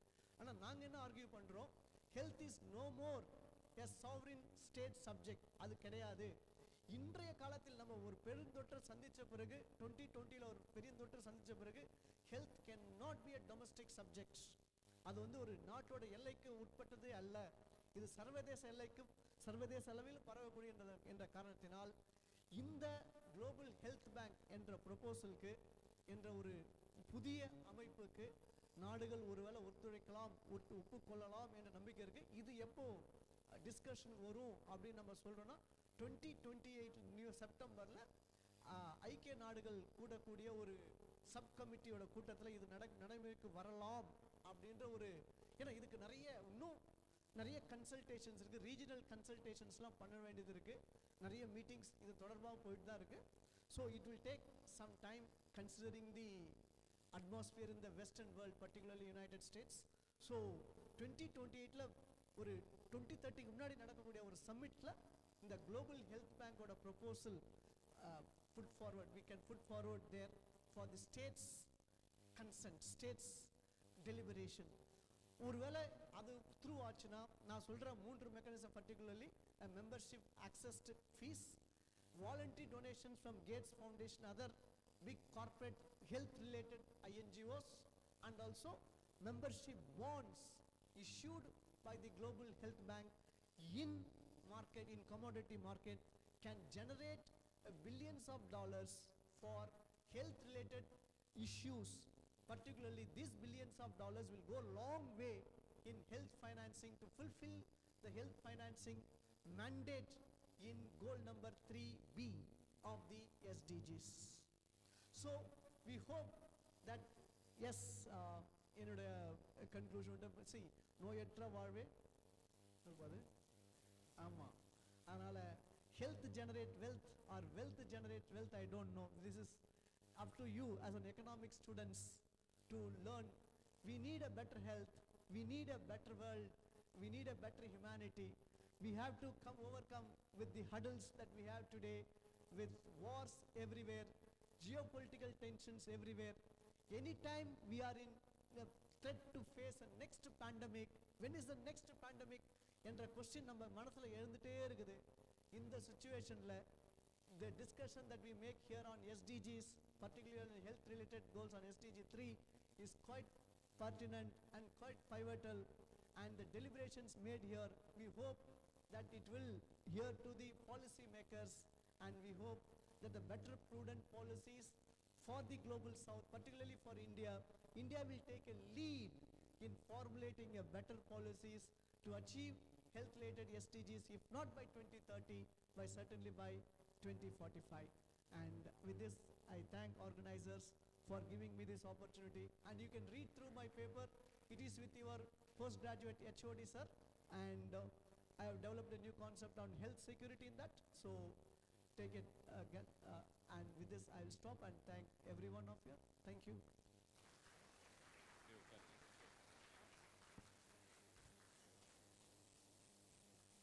Now it's open for discussion. Any one or two questions?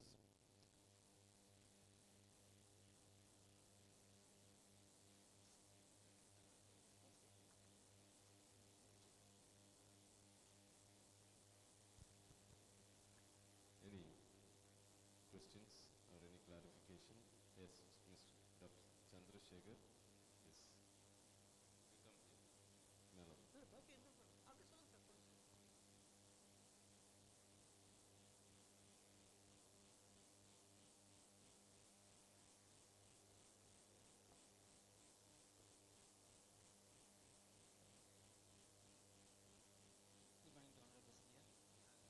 This is Dr. Chandrasekhar from PJ College of Arts and Science. I'm proud that I'm a part of Department of Economics, Secondary College.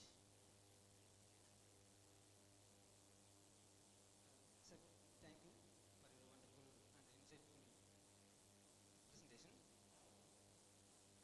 So, few things I have identified in your presentation is, I think you said that there are two pillars, health security, that is scalability and sustainability. I think sustainability is not a point of time, it is a long-term perspective. I think it is a period of time, maybe long-term one. Since it is a long-term one, I think I identified one important thing that you always do in the presentation. It is about malnutrition. So, how India will face this issue of malnutrition? It may be reach to sustainable goal 3, and the target of sustainable goal 3D, that is risk of health risk. Can you say how India going to address this problem? Like to Dr. Chandrasekhar, one particular question to malnutrition. See, you type my name in the Google now itself, type child malnutrition in South Asia. This is the paper that I have published along with my another product of this college, by name Dr. Shivashankar. So you type in the Google, immediately you'll get that. I have given a very we have given very incisive presentation on child malnutrition, addressing exactly the question related to SDGs.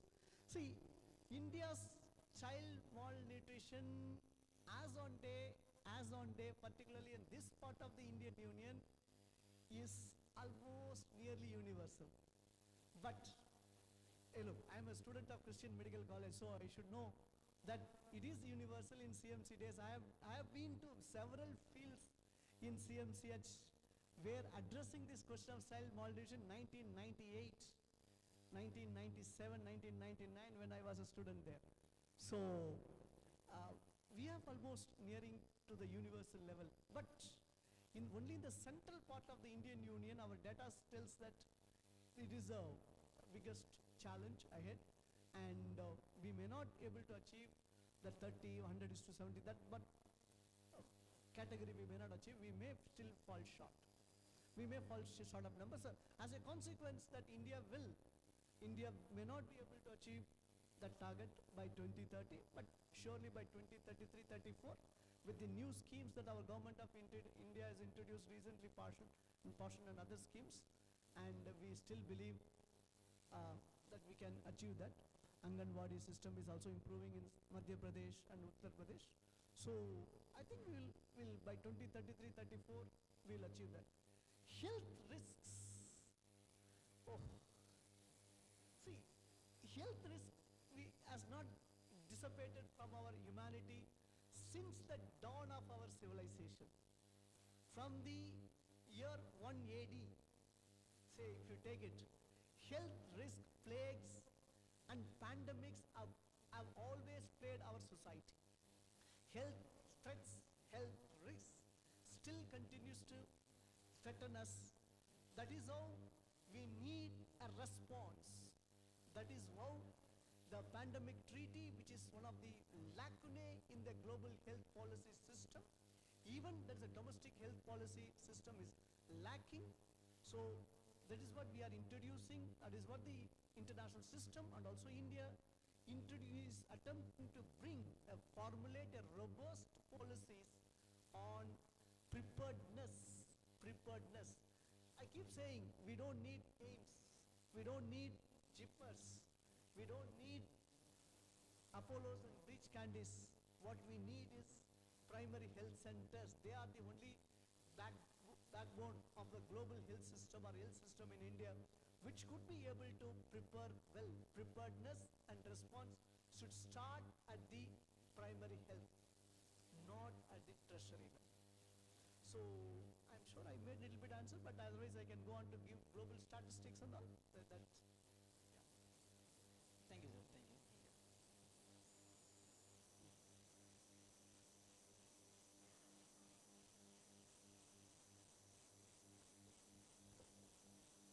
First, I thank Xavier sir and Stanley to they invited Dr. Rose. Please remember, those who are preparing for competitive examinations, especially UPSC and all, is such a great resource person. So in our college PhD class IAS study circle, he is a regular visitor and resource person.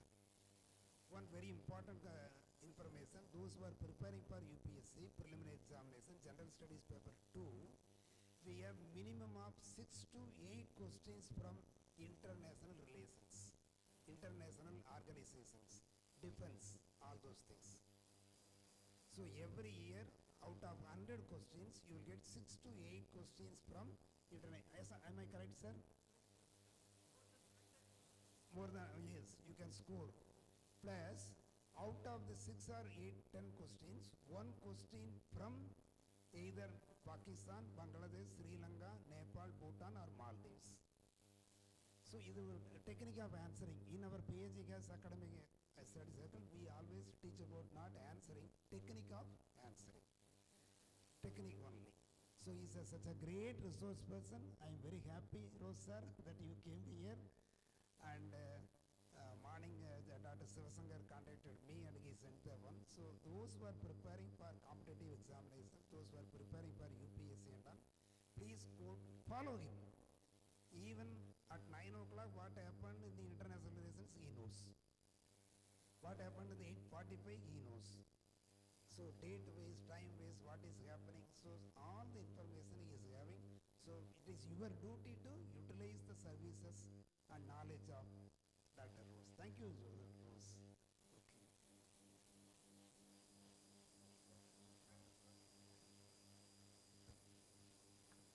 Okay. NET, JRF, Group 4, Group 2, Group 1, any exam, NABARD, RBI, எந்த exam competitive exam எழுதினாலும் political science பசங்க எழுதுவாங்கன்னு எல்லாருக்கும் தெரியும், economics பசங்க எழுதலாம், engineering பசங்களும் எழுதுறாங்க, எல்லாரும் எழுதலாம். இப்போ இதில் கண்டிப்பாக இன்டர்நேஷ்னல் ஆர்கனைசேஷன் பற்றி கேள்வி வரும். சும்மா சிம்பிள் கொஸ்டினே வருது. WHOட தலைநகரம் எங்கே இருக்குது? நிறைய பேருக்கு தெரியுமா WHO எங்கே இருக்குன்ட்டு? எங்கள் திருப்பத்தூரில் கண்டிப்பாக இல்லை சார். மேபி நெக்ஸ்ட் டைம் கொண்டு வந்துடலாம் சார். ஸோ இந்த மாதிரி சின்ன சின்ன கொஸ்டின்லாம் கேட்பாங்க. ரொம்ப ஈஸியான கொஸ்டின். குரூப் 4ல் போராட்டி இந்த மாதிரி ஒரு கொஸ்டின் தான் கேட்டாங்க. ஸோ இது நீங்கள் பார்த்தீங்கன்னா இது ஈஸியாக பாஸ் பண்ணலாம். நீங்கள் எனி டைம் என்னை காண்டாக்ட் பண்ணலாம். நான் எப்போவுமே 6:30லேருந்து 7:30 வரைக்கும் ஸ்டூடெண்ட்ஸோட கால்க்காக தான். எப்போவுமே 6:30 to 7:30 நான் ஃபோனில் தான் இருப்பேன். எல்லா நாளும் கண்டிப்பாக மண்டே வெட்னஸ்டே கண்டிப்பாக இருப்பேன். ஸோ பசங்க ஃபோன் பண்ணாங்கன்னா இதுக்கு தான் பதில் சொல்லிட்டு தான் இருப்பேன். நீங்கள் என்னோட நம்பர் வந்து நீங்கள் என்னோட பேர் அடித்தாலே பாண்டிச்சேரி யூனிவர்சிட்டிக்கு வெப் போகும். அதில் என்னோட நம்பர் இருக்கும். என்னோட மெயில் ஐடியும் அதுலேயே இருக்கும். நீங்கள் எப்போ வேணாலும் 6:30 to 7:30 கண்டிப்பாக கான்டாக்ட் பண்ணுங்கள். I will answer to your questions. Okay, sir. Thank you so much. So, sir has beautifully collated all these issues, especially on the health security and the international relation, and also the title Viksit Bharat. So, on behalf of the department and behalf of the organizing committee, you wholeheartedly thank Dr. Rose for his wonderful presentation. Thank you, sir. Thank you.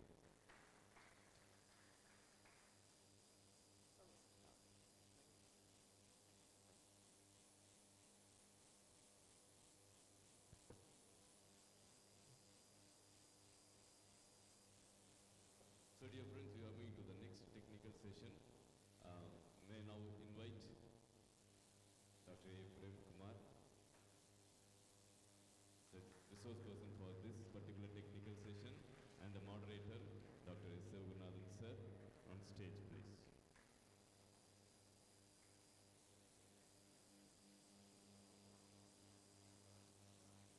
To honor our chief guest. Okay, so now I invite Dr. S. Gunathan sir to donate on our resource person.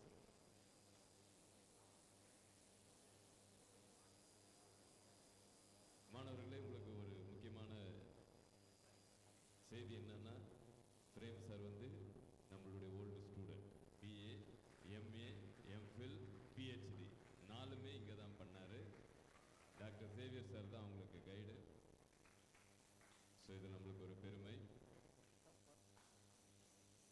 For the foreign students, Dr. Prem Kumar, he did his BA, MA, MPhil and PhD at the same premises, and Dr. Xavier Susiraj sir was his guide, PhD guide. So with these few words, let me hand over the session to Dr. S. Gunathan sir.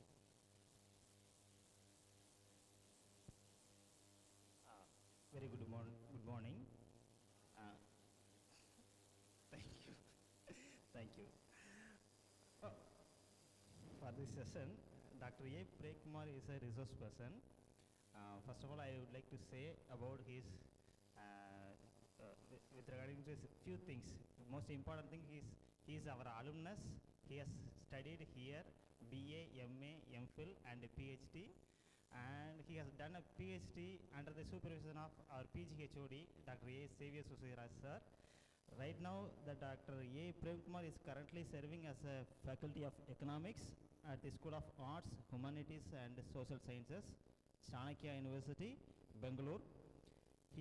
His specialization on environmental economics with research interest in climate change, solid waste management and household carbon footprint. With 2 years of teaching experience and 3 years of research experience, he recently co-authored a book titled Determinants and Stratification of Household Carbon Footprint, Understanding the Prospects for Climate Change Mitigation and Socio-Economic Benefits, published by Springer. His scholarly contributions include 6 high impact factor articles published in Scopus Index journal such as Environment Development and Sustainability, Circular Economy and Sustainability, and Economic and Political Weekly. In addition, he has authored Scopus Index book chapters published by Springers in the areas of environment and climate change. He has contributed to several research projects funded by esteemed organizations like GIZ, TIFAC, and ICSSR. And right now he ongoing 2 research projects from Karnataka Forest Department and Maharashtra Forest Department with the amount of 1 crore rupees. Dr. Prem Kumar was awarded a doctoral fellowship by the UGC, recognition of his research excellence. I now take this opportunity to warmly invite Dr. A. Kumar to deliver his lecture on sustainable development and solid waste management. Thank you. Over to Dr. A. Kumar, sir.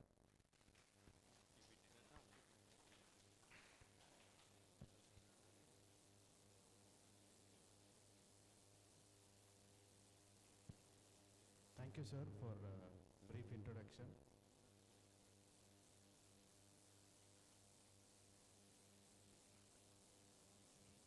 Before starting, I would like to say, I'm standing here because of, I'm standing here, it's only because of our department. I'm the I'm the only longest alumni of the department who has completed BA, MA, MPhil, PhD. Also 1 year I worked here as an assistant professor. So it's give me an immense pleasure to stand in front of you to deliver a lecture on sustainable development goal and solid waste management.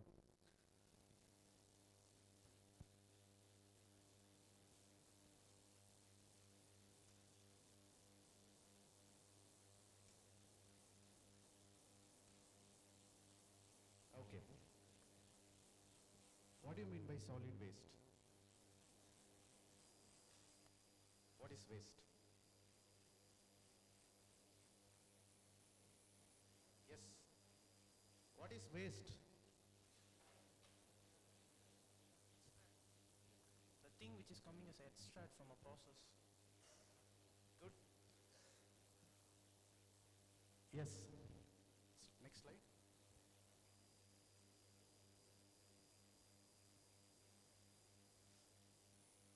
So what are the reasons for waste generation? Do you have any idea about that?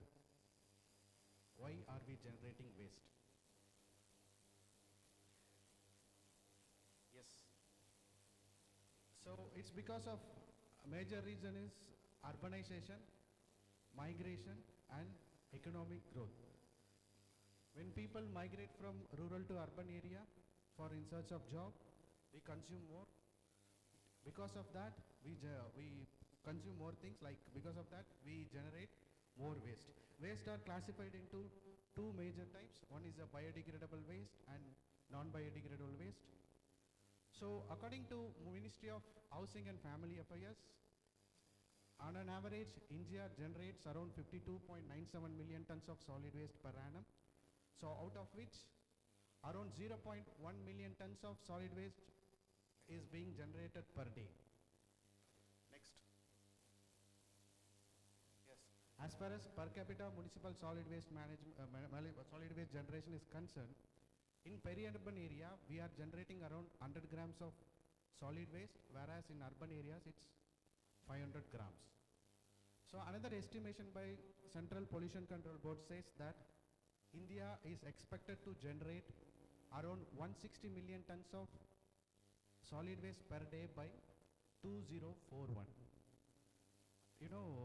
Maharashtra, Uttar Pradesh and Tamil Nadu are the leading solid waste generating states in India. Maharashtra generates around 8 million tons of solid waste per day, whereas Uttar Pradesh is around 7, and in the, Tamil Nadu we are generating around 5.60 million tons per day. And also another estimation by Ashok in the year 2009, he has predicted that solid waste would reach 200 million tons, of which 55 million tons will be plastic waste. Is it a problem? Is it problem? Yes or no? Why? Next slide. Yes. Let me tell you that link between household solid waste and climate change. What is climate change? Brother, what is climate change?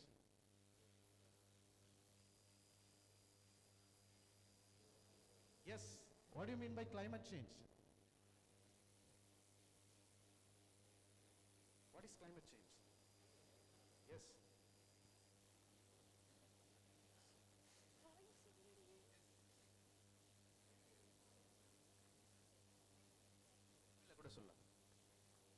காலநிலை மாற்றம்னா என்ன?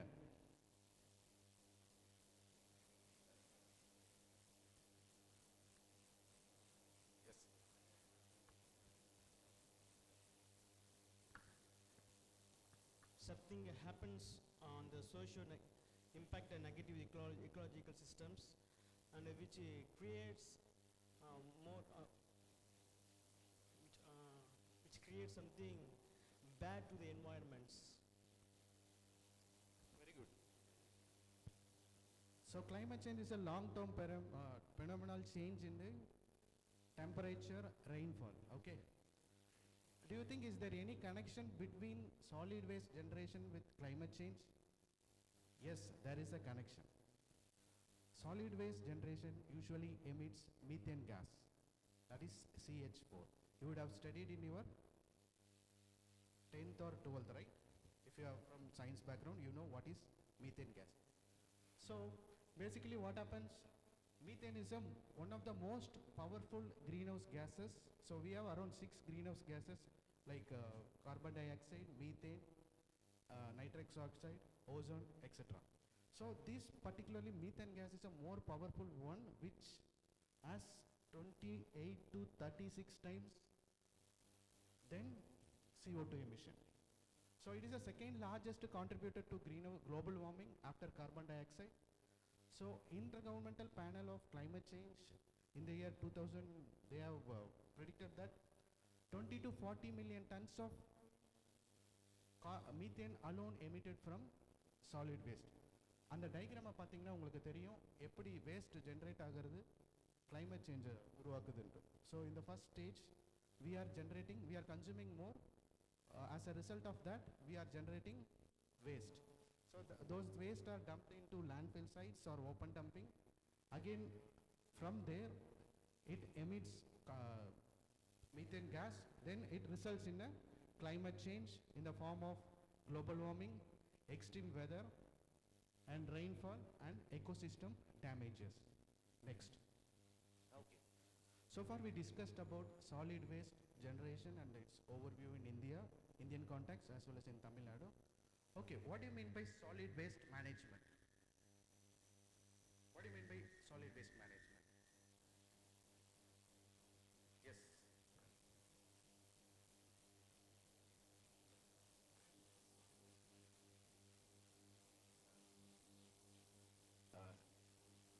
It's the management of residue and other products of production and use.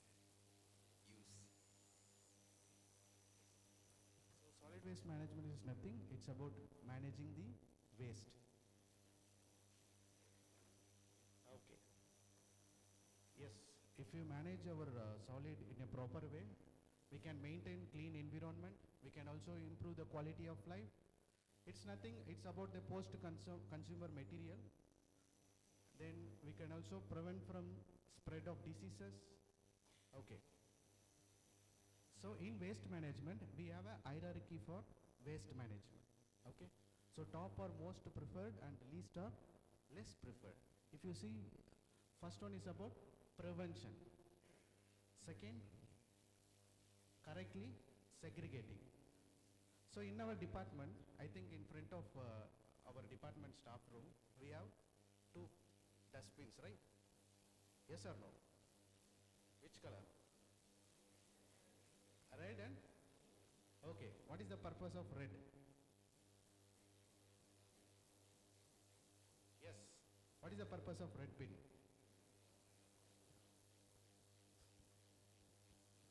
Non-biodegradable waste, biodegradable waste, biodegradable waste. Blue is for biodegradable, non-biodegradable. Are you following that? Yes or no? Yes or no? No. Why? Yes.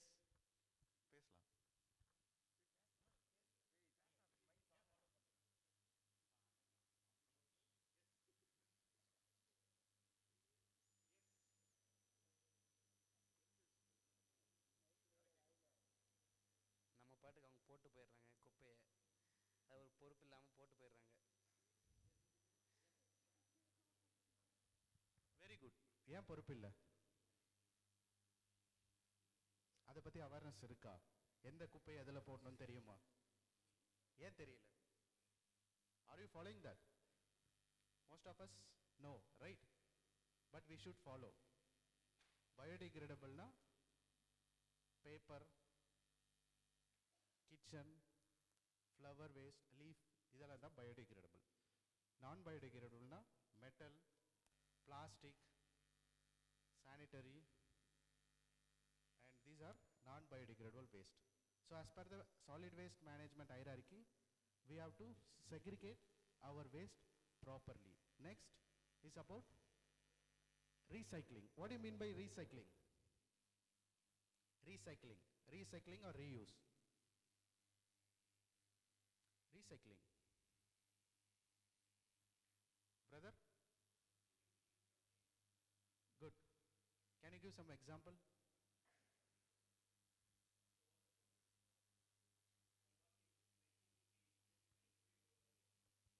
Okay. Okay. So our next one is about recycling. Then, yes. So we can also convert waste into energy. Okay. Then finally, disposal. We have to properly use proper disposal for biodegradable and non-biodegradable waste. Next slide. Yes, how it is connected with sustainable development goals. How many SDGs are here? As per UN? 17. Okay. So out of 17 SDGs, around 7 SDGs are interconnected with solid waste management. Let's see. Goal number 3, good health and well-being. So if we properly manage our waste, we can prevent from diseases. Okay. Next, clean water and sanitation. So what do you mean by contamination? What do you mean by sanitation? கேள்விப்பட்டிருக்கீங்களா? Sanitation. Yes. Sanitation na என்ன? Yes.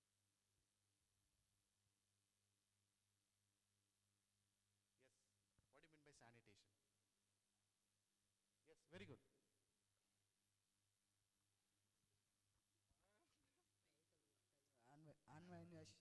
Okay, are we following? Okay. Next, decent work and economic growth, and another one is responsible citizen protection and sustainable citizen communication. Next slide.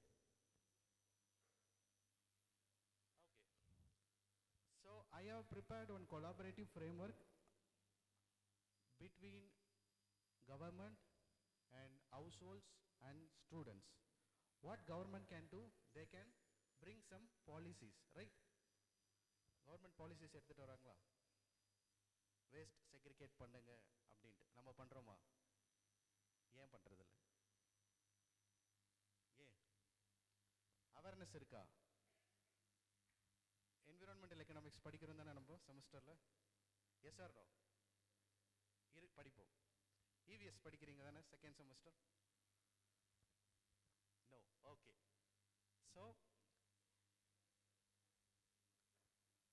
So what I am proposing is government, they create an infrastructure as well as a policy. What households can do is we can have more awareness so that we can segregate our generated waste into biodegradable and non-biodegradable at the household level. As a students, what we can expect from students? Yes, here in our college, I think more than 50 plus waste segregation pins are there in each department as well as in front of library, everywhere, right? Red color and blue color. Yes sir. My suggestion is maybe department or HOD sir can conduct one survey, some waste audit, like how much waste is being generated in our college. Okay, so you can also suggest something to the college, like this is a major waste generated in our college, so it can be avoided or something. Okay, next. How, in what what way solid waste management help to achieve Viksit Bharat by 2047? What is Viksit Bharat? Yes, what is Viksit Bharat?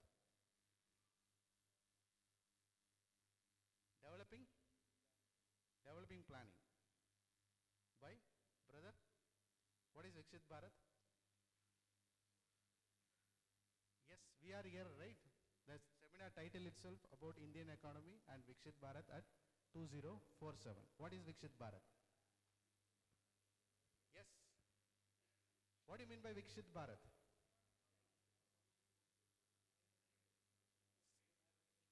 1947 to 2047. It's about some targets to be achieved as India as a developed. Do you think can we able to achieve? It's possible. We can achieve Viksit Bharat by 2047. From solid waste management perspective, how can we achieve Viksit Bharat by 2047? So first is about environmental and sustainability and clean environment. Next, public health. So if we manage our waste in the right way, we can avoid or we can prevent from health hazards from the waste. Next, economic growth and green jobs, circular economy. So in waste management, we have two types of economy. One is a circular economy and another one is a linear economy. What do you mean by circular? What do you mean by circular?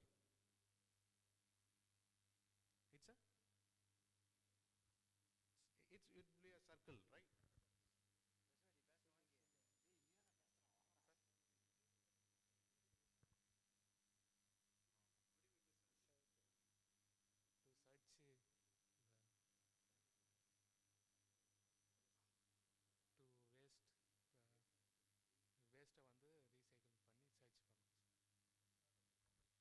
Right, waste linear னு பாத்தீங்கன்னா so consume பண்ணவும் generate பண்ணவும் அது லேண்ட்ஃபில்லுக்கோ இல்லை waste generate அப்படி ஓப்பனாக dispose ஆகிடும்.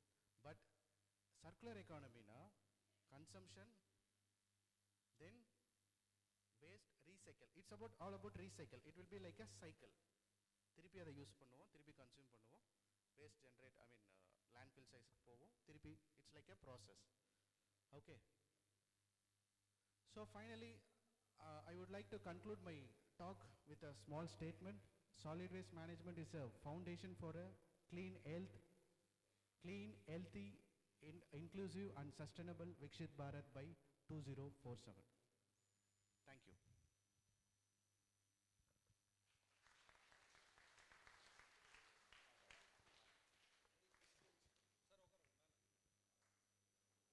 Any question from the participant?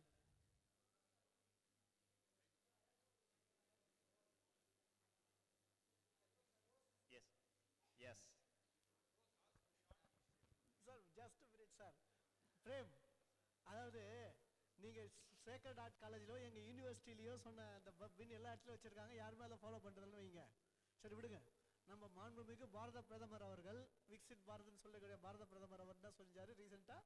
கல்கட்டாவிலிருந்து குவஹாத்திக்கு ஒரு ட்ரெயின் விட்டார். அது கூட லக்ஸுரி ட்ரெயின், அதிநவீன சொகுசு ரயில். அதை வந்து ஸ்டார்ட் பண்ண ஃபர்ஸ்ட் டே இங்கே கொல்கட்டாவில் திரும்பி அடுத்த நாள் காலையில் குவஹாத்திக்கு போகும்போது நியூஸ்லேயும் நியூஸ் பேப்பரில் ட்விட்டரில் எல்லா இடத்துலையும் காமிக்கிறாங்க. சும்மா கிட்டத்தட்ட ஒரு ஆயிரக்கணக்கான, அதாவது ஒரு டன் அளவுக்கு குப்பை வந்து அங்கங்கே ட்ரெயினில் போட்டு போயிருக்குதா. ஸ்டேஷன் ஃபுல்லாக நாசம், ட்ரெயின் ஃபுல்லாக மோசமாக இருக்குன்னு சொல்லிட்டு இருக்காங்க. எல்லா கோச்லையுமே இது வச்சுருக்காங்க. யார் ஃபாலோ பண்ணுறாங்க? போனது எல்லாமே பார்த்தீங்கன்னா பசங்க கிடையாதுயா, எல்லாருமே வெரி ரிச் பீப்புள். அந்த ட்ரெயினில் யார் போவாங்க? வெரி புவர் பீப்புளாக போகிறாங்க கிடையாது. Very very rich people who traveled in the train. First டேவே நியூஸில் வந்தது பயணிகள் அங்கங்கே குப்பைகளை போட்டு சென்றார்கள், அது சென்றார்கள், ட்ரெயின் வந்து அசுத்தமாயிடுச்சு அந்த மாதிரிலாம் சொல்லிட்டு இருக்காங்க. எங்கேருந்து இந்த லெசன் ஆரம்பிக்கணும்? நம்ம கல்லூரிலேருந்து ஆரம்பிக்கணுமா இல்லை ரயில்வே ஸ்டேஷன்லேருந்து ஆரம்பிக்கணுமா? சார், கல்லூரி ரயில்வே ஸ்டேஷன்லாம் ரெண்டாவது. ஃபஸ்ட்டு வந்து பிஹேவியரை சேஞ்ச் ஆகணும். ஒரு இண்டிவிஜுவலும் நான் வந்து குப்பையை வந்து இப்படி தான் போடணுன்றது நமக்குள்ளே இருந்து தான் வரணும். ஸோ நம்ம வந்து கவர்மெண்ட்டை தப்பு சொல்ல முடியாது. It's already there. நம்ம கரெக்டாக ஃபாலோ பண்ணால் இந்த பிரச்சனையே வராது. Dear students, I will take 2 minutes in part of the Savior's this one. Dear students, this side. So our probably Prem may not be remembering me or one, so I know him as a. So this is a stage by stage development. Student, teacher, researcher. Now getting published in the Springer is not that all that easy. Now after reaching that height, he has come to a student level to interact with the students. So the purpose of the seminar is that at least understand some concepts, some meaning. Even when he asked about the waste or the what is the one, but it's very simple. In all the products and process, there is a byproduct. In all the consumption process, there is a byproduct. That is what he put as a circular economy. Circular economy is divided into two. One is with, because all the waste we know there is a solid, there is a gaseous, there is a liquid. So as he has pointed out, in all the three forms, you can't avoid. You can't avoid production, you can't avoid consumption. But in all the processes, if you follow correctly the circular economy principle, there is a possibility of reducing that. And I'm extremely happy, my student, Xavier, I am taking proud that he is my student. Because I have been observing from the student days, and especially reaching the stage of analyzing climate change is not all that easy. I think he knows very well the literature on climate change is very tough. Now I am working on the climate finance and the technology transfer with respect to the climate. 2 months I have taken, now I declined the offer of writing the paper, but they gave me 1 month extension, you write. No, such a vast literature, but I'm extremely happy. So far I have not even published that kind of papers, but he has published. So wish you all the best. God bless you. See, one more thing I want to tell you. He has visited London and he stayed in London for 1 month. The government of India has deputed him to study about all this climate change and all these things. See, a student from Sacred Heart, he is our son of the soil. He is from our place. And he was selected by the Indian government and he went to London. He did some work on solid waste management and still he is working on a lot of projects. So my dear friends, he is a role model to you. He is a role model. That's what we wanted to tell you. There is a lot of opportunities are available and kindly follow whatever the point says by Dr. Prem Kumar. And another student, Dr. Chandrasekhar, he has helped me a lot when I went for Fulbright scholarship. That time he is having the computer system. He is also our student and now today he is working in PhD College of Arts and Science. So these are all the role models. You have to follow these kind of professors and students like this. Thank you one and all. மோகன சுந்தர sir என்னை விடமாட்டேன்றாரு. நீங்க வந்து கண்டிப்பா இவர் வந்து என்னுடைய மாணவர் என்று சொல்லியே ஆகணும் அப்படின்னு சொல்லி என்கிட்ட சொல்லிட்டு இருக்காரு. ஓகே சார், தலை வணங்கி கண்டிப்பா அவர் உங்க ஸ்டூடெண்ட் தான் sir. Thank you. Thank you, Dr. Prem. So we had a really wonderful session. Okay, so now we are moving on to the next technical session. So next technical session will be on AI. Okay.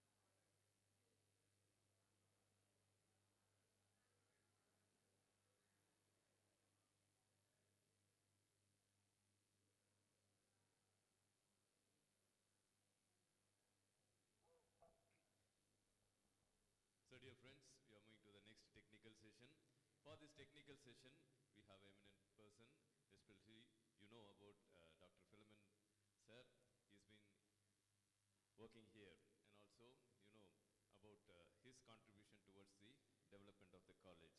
So with immense pleasure, let me now invite Dr. S. Philomen Raj on stage, and also the moderator, Dr. Makala Gandhi, on stage, please.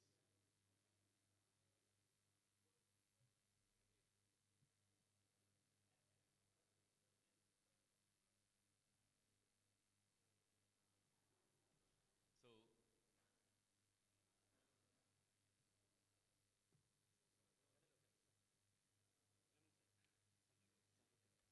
it's now time to honor our Philomen sir. May I now invite Dr. A. Xavier Susaraj, the convener, to don a shawl on Dr. Anthony Philomen Raj.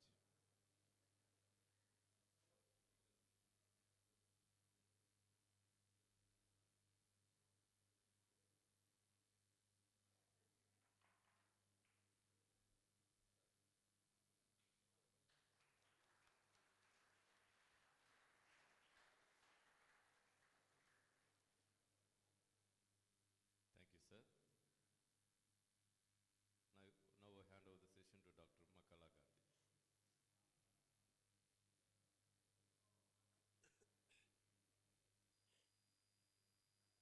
A very good morning to respected dignitaries on the dais and off the dais, fellow colleagues and dear students. Good morning to you all once again. It is my great privilege and honor to introduce the resource person of the day, Dr. S. Anthony Philomen Raj. Sir has an accomplished academician and assistant professor working in the Department of Computer Science in Sacred Heart College, Tirupattur. Sir has got 14 years of teaching and academic experience. Sir holds MCA degree and PhD Computer Science from Periyar University, Salem. Sir has played a key role in digital transformation of Sacred Heart College, contributing to LMS, that is Moodle, and also server administration, website maintenance, and online examination systems. Sir has well equipped with Java, Python, machine learning, PHP frameworks, database, wireless applications, and e-learning systems. Sir is an active learner and researcher. He has published more than 12 research papers in reputed national and international journals indexed in Scopus. Sir holds a registered Indian patent in the area of machine learning and higher order thinking skills in education. His academic service extends to roles such as NAC Technical Team Coordinator, Moodle Coordinator, IQAC Technical Support Coordinator, Board of Studies and member, and several other institutional responsibilities. With great immense pleasure and gratitude, I welcome Dr. Philomen Raj sir to take over this session, and hearty welcome to you, sir. Thank you so much.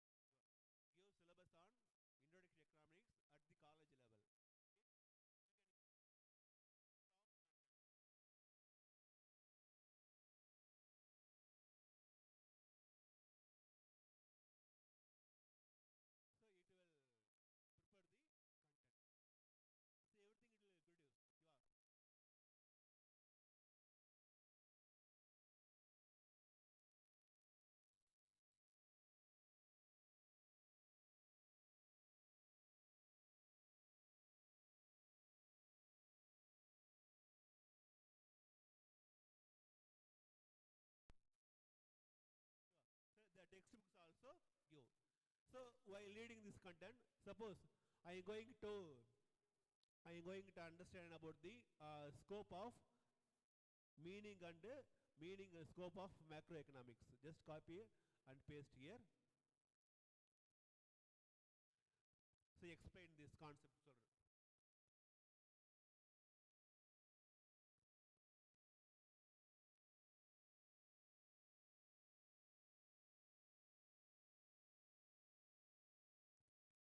So it will give the definitions.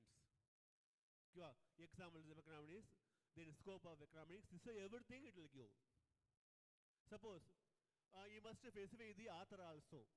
So, maybe a different author having the different content. No.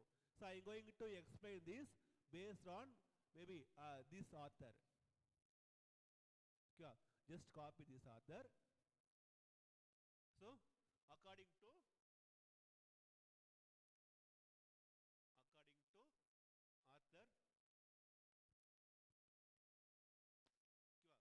so it will give the notes.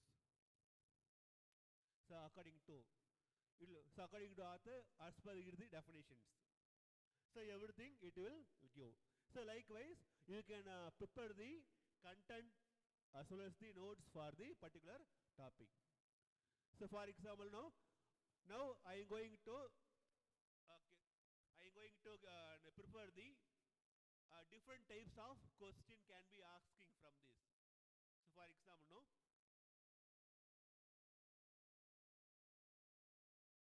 give 2 marks. You can give the prompt content like this: 5 mark and 10 mark question.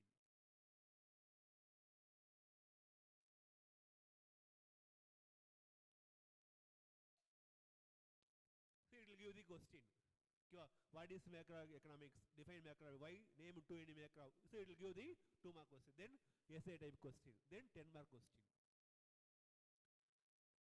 So as a student, you can use this way to preparing our examination point of view. So now I am going to, so another example. So I am going to give the asking the MC question for using this. Okay. Now give 10 MCQ question.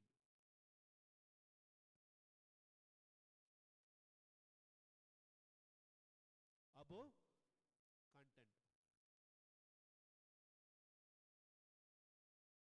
Above content. So it will give the 10 MCQ question. It will give the question with the answer. So everything will be give. Now, suppose as a faculty members, I am going to conduct the one MCQ test. So if you want to conduct the if you want to prepare the MCQ question, you can ask. Then you can convert at the text format. Then you can upload it to Moodle. So it will automatically convert into text file. So for example, convert this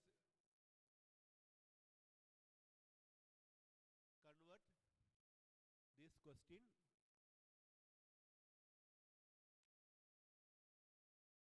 into Moodle dot text format. So it will convert the question. Okay. So you need to just copy and paste into Moodle. It will automatically convert into MCQ format into Moodle. Now, suppose I am having the book like this. Suppose sometimes some PDF content you may not be copy. So I want to convert this PDF into text. Now, just Control Shift S. We can capture this area. Just capture and copy. Then go to content and paste here. Now you can ask. Okay. Convert into text. So it will analyze the image and it will convert into exactly text what you uploaded. So some PDF content you may not be copied. So just you can crop the content. So some of the you have only the textbooks alone. You don't have the sufficient e-books. Just copy, or you can take the photos and then upload, or we can upload the directly from the file. You can upload. For example, I have some images, something. So it will upload. Then, so the entire text will be converted into PDF, converted into text file. So it will read the contents from the text. See, I uploaded the brochure of your conference. No, it will extract from the brochure and it will give the clear exact schedule what you uploaded. Just you can copy it there. Okay. Now, so whatever you can go, it will ask. Then, for example, no, give statistical report of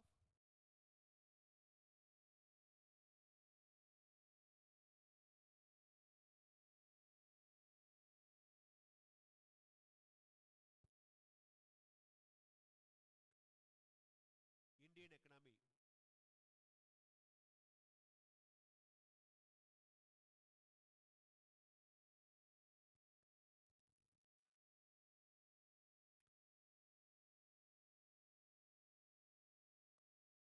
See, will give the statistical report.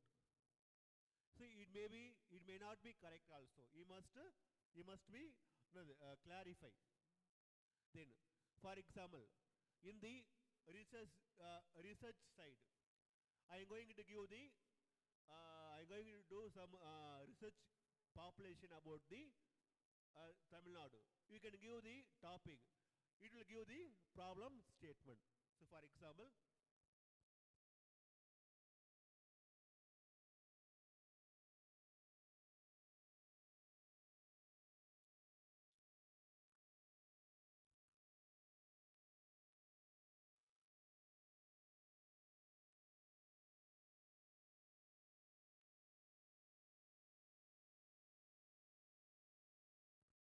so I just give the research problem on Indian economy. So it will analyze it will give the data up to 2023. Okay. So here are the well-defined growth of development and analysis, poverty. So everything it will give. So for example, no, I am going to make a study on regional something like that. Okay, you must give the statement. You can copy and paste. Give problem statement.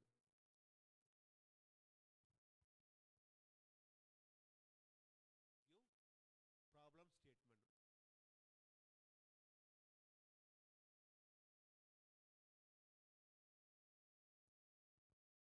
So it will give the problem statement. So everything it will give. Okay, but you need to understand. You need to customize this content according to your node, according to your area. Don't copy exactly what it is given. Sure. We can also use it for any purpose of learning. Okay, it will give objective research question, scope, so everything it will be give. So for example, now I am going to write one request letter. Okay, so give request letter on for example, no, a marriage something.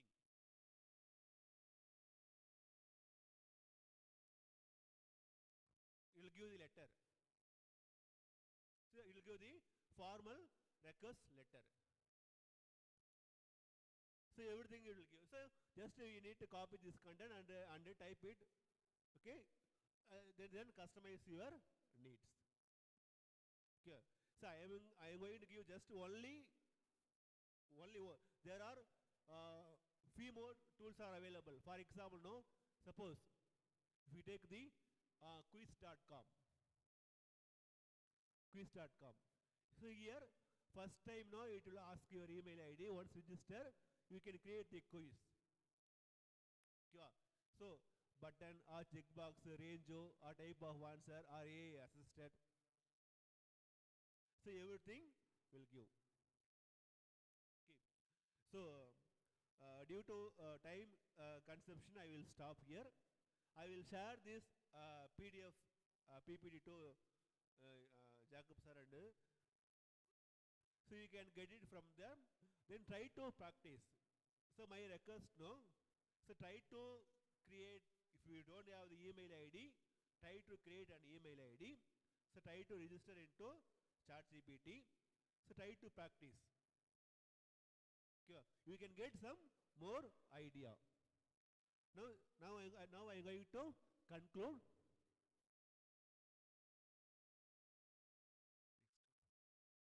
So AI tools for it's a one way of transforming the digital content, improve the efficiency and innovation.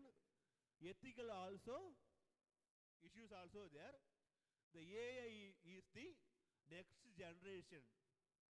Soon we enter into the quantum computing. It's a supercomputing. Okay, thank you. Thank you, Dr. Philomen. So any queries or any clarification from your side? Now it's open for discussion.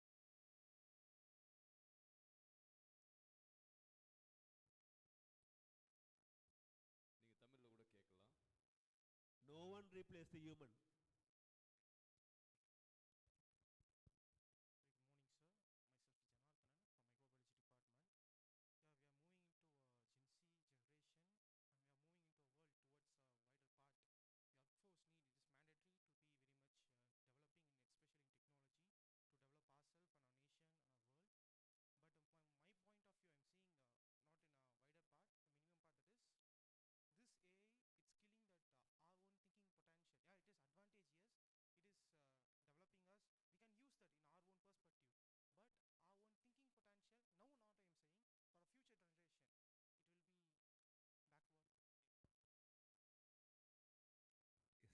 It may be affect. See, நம்ம எடுத்த உடனே AI கிட்ட போய் கேட்கக்கூடாது. First you need to analyze the content. I am going to find a solution for a particular problem. You need to give us some rough draft. Then you can ask the AI. So recently I read a research paper. The impact of AI tools in higher education. So as a learning perspective, some kind it may be increase the learning level of the particular students. ஏன்னா அவனுக்கு வந்து resource வந்து ரொம்ப ஈஸியாக கிடைச்சிருது. ஓகேவா? ஃபியூச்சரில் வந்து கண்டிப்பாக வந்து ஏஐ வந்து ஹியூமனை வந்து டாமினேட் பண்ணும், கண்டிப்பாக பண்ணும். ஆனால் அதை டாமினேட் பண்ணாத அளவுக்கும் என்ன பண்ணுறாங்க, ரிசர்ச் பண்ணுறாங்க. ஓகேவா? இப்போ வந்து ஹியூமனுக்கு இருக்கிற எல்லா ஃபீலிங்ஸுமே வந்து ஏஐக்கு கொண்டு வராங்க. ஓகேவா? இப்போ நீங்கள் எப்படி வந்து கையில் ஸ்கின்லாம் காயப்படுச்சா நீங்கள் இது பண்ணுறோமோ, அதே மாதிரி வந்து ஏஐ ஏதாவது வந்து கரண்ட்டால் இதாகிடுச்சுனாக்கா அதுவே என்ன பண்ணுது, அதை ஸ்கின் எடுத்து ஒட்டிக்குது. ஓகேவா? ஸோ அந்த அளவுக்கு வந்து ரிசர்ச் வந்து போயிட்டுருக்கு. ஓகேவா? அதில் வந்து அந்த எக்ஸ்ட்ரீமுக்கெலாம் வந்து கண்டிப்பாக வந்து போகாது.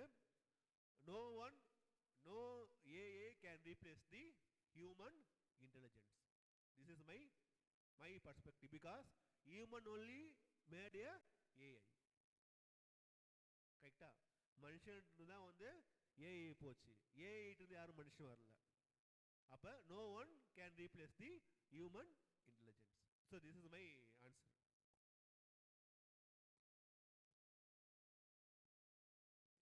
other question? Any other question, please? Students feel free. தமிழில் கூட நீங்கள் கேட்கலாம் தாராளமாக. இப்போ நிறைய விஷயங்கள் ஏஐ பற்றி தெரிஞ்சுக்கணும்னு நீங்கள் கேளுங்க. சார் இங்கே தான் இருக்கிறாங்க, நம்ம காலேஜில் தான் ஒர்க் பண்ணுறாங்க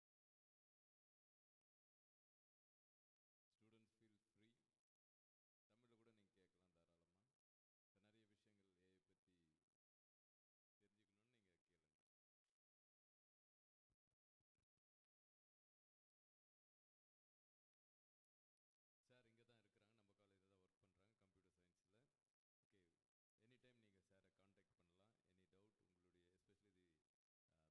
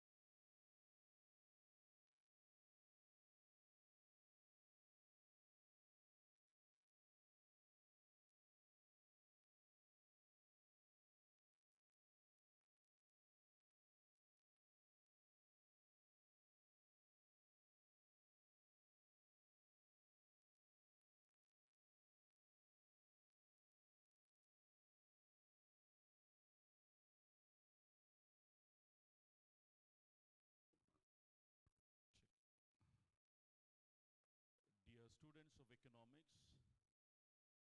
Those who are outside, please come inside the Kamarajar Arangam, Carreño Hall immediately. We shall restart the technical session 2. Students of economics, those who are outside, please enter the Carreño Hall. We shall start the last session, technical session.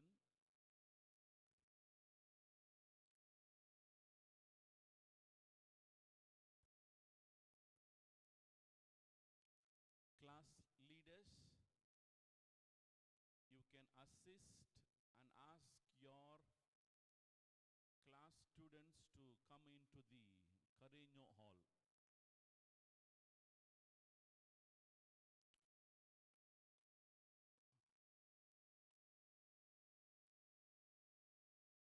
எங்கடா போற டே Gopal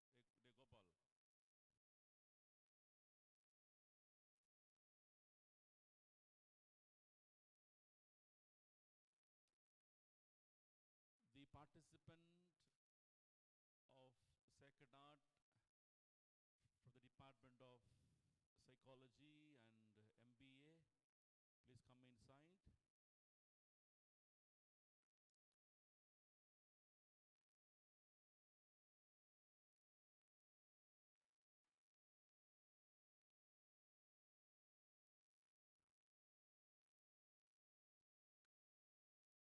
The respective class leaders, please take responsibility of inviting your classmates.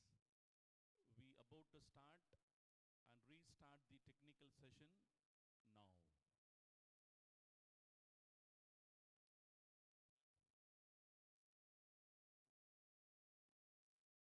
We are going to have fourth technical session of ICSSR sponsored national level seminar. Force, be seated. All of you come in front. Occupy the chairs. Don't be seated in the benches. பெஞ்சில் உட்காராத, முன்னாடி வந்து சேர்ல உட்கார். புரிஞ்சா? பெஞ்சில் உட்காராதீங்க, முன்னாடி வாங்க. தம்பி, force, Dina led team. Dina led team. Come in front.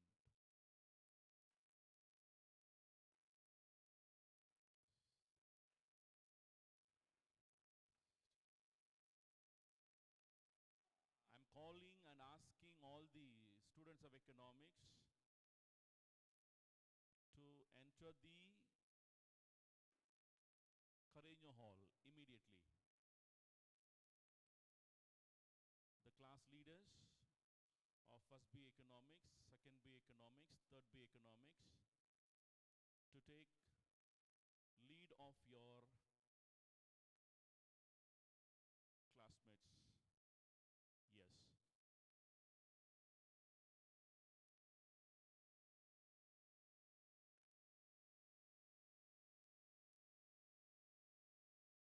Mr. Selvam of first M economics, please come onto the dais. We need your assistance and help.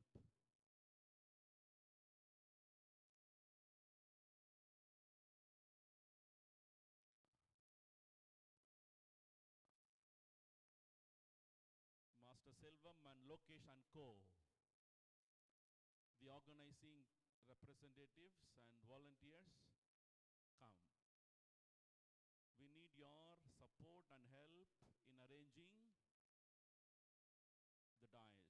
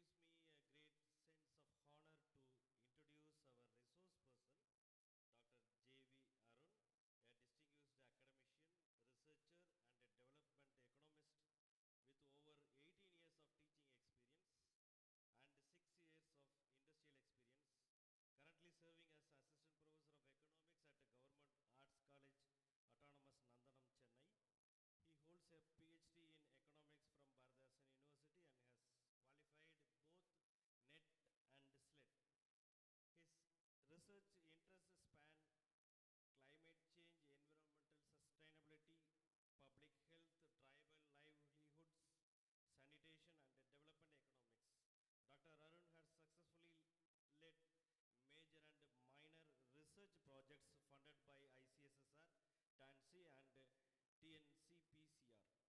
He has authored 3 scholarly books and published extensively in reputed Scopus indexed journals and also UGC CARE listed journals with more than 20 journal articles and several book chapters in his credit.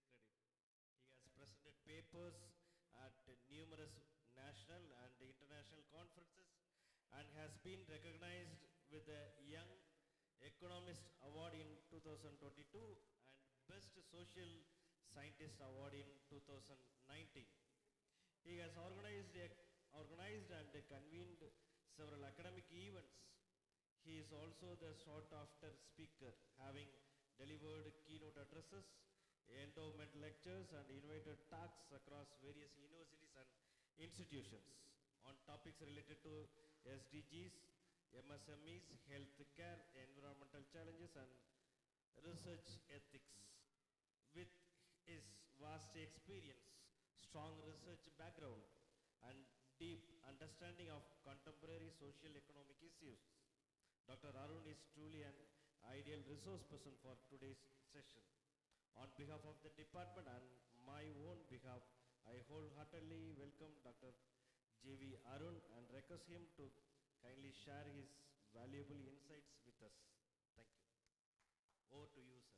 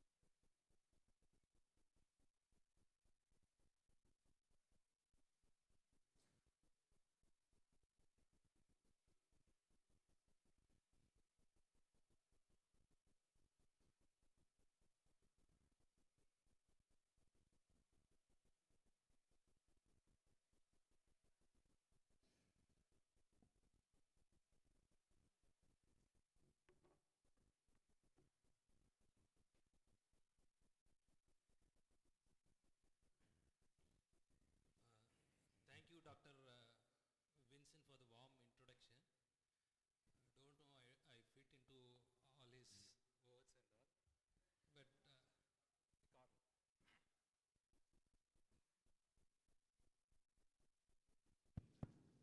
okay, hope I'm audible. So first things first, let me start my speech by thanking your HOD for organizing this wonderful national seminar on SDG and Vikshit Bharat, and also other faculty members for coming together and pulling out a successful event. So my topic will be on sustainable development and MSMEs.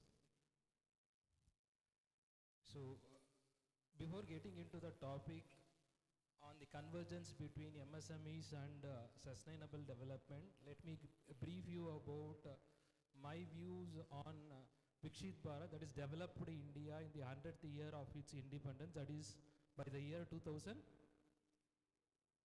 When we will be achieving the 100th year of our independence? 2047, right? So be alive, I need your participation. Okay, so what the government expects is that, what is our size of our economy now? Size of our value of our economy. So the statistics and other reports says it is somewhere around $4.5 trillion. Have you heard about all those things? Isn't it right? Okay, fine. So the government expects that by the year 2047, that is on the 100th year of our independence, it should be somewhere around $30 trillion. Okay, so now we are 4.5 trillion USD. By 2047, we should reach 30 trillion USD. So what is the significance of that number, like 30 trillion USD? Anyone know? Why like they have fixed it as 30, somewhere around 30? Right now America's size of the economy is 30 USD. In 2000, we are in like 2026, isn't it? So in 2025-26, the size of the American economy now itself is 30 US trillion dollars. Okay, so we want to be like USA in the 100th year. Okay, so that is what Viksit Bharat is all about. And for that to happen, for that to achieve, like they have framed 4 pillars for Viksit Bharat. What are those 4 pillars? Who are those 4 pillars? Viksit Bharat, 4 pillars of Viksit Bharat. You, it starts with you. You in the sense youth, isn't it? The first pillar of Viksit Bharat is youth, and the second one is okay, women. Third one is poor. Fourth one is farmers. Okay, these are the 4 farmers.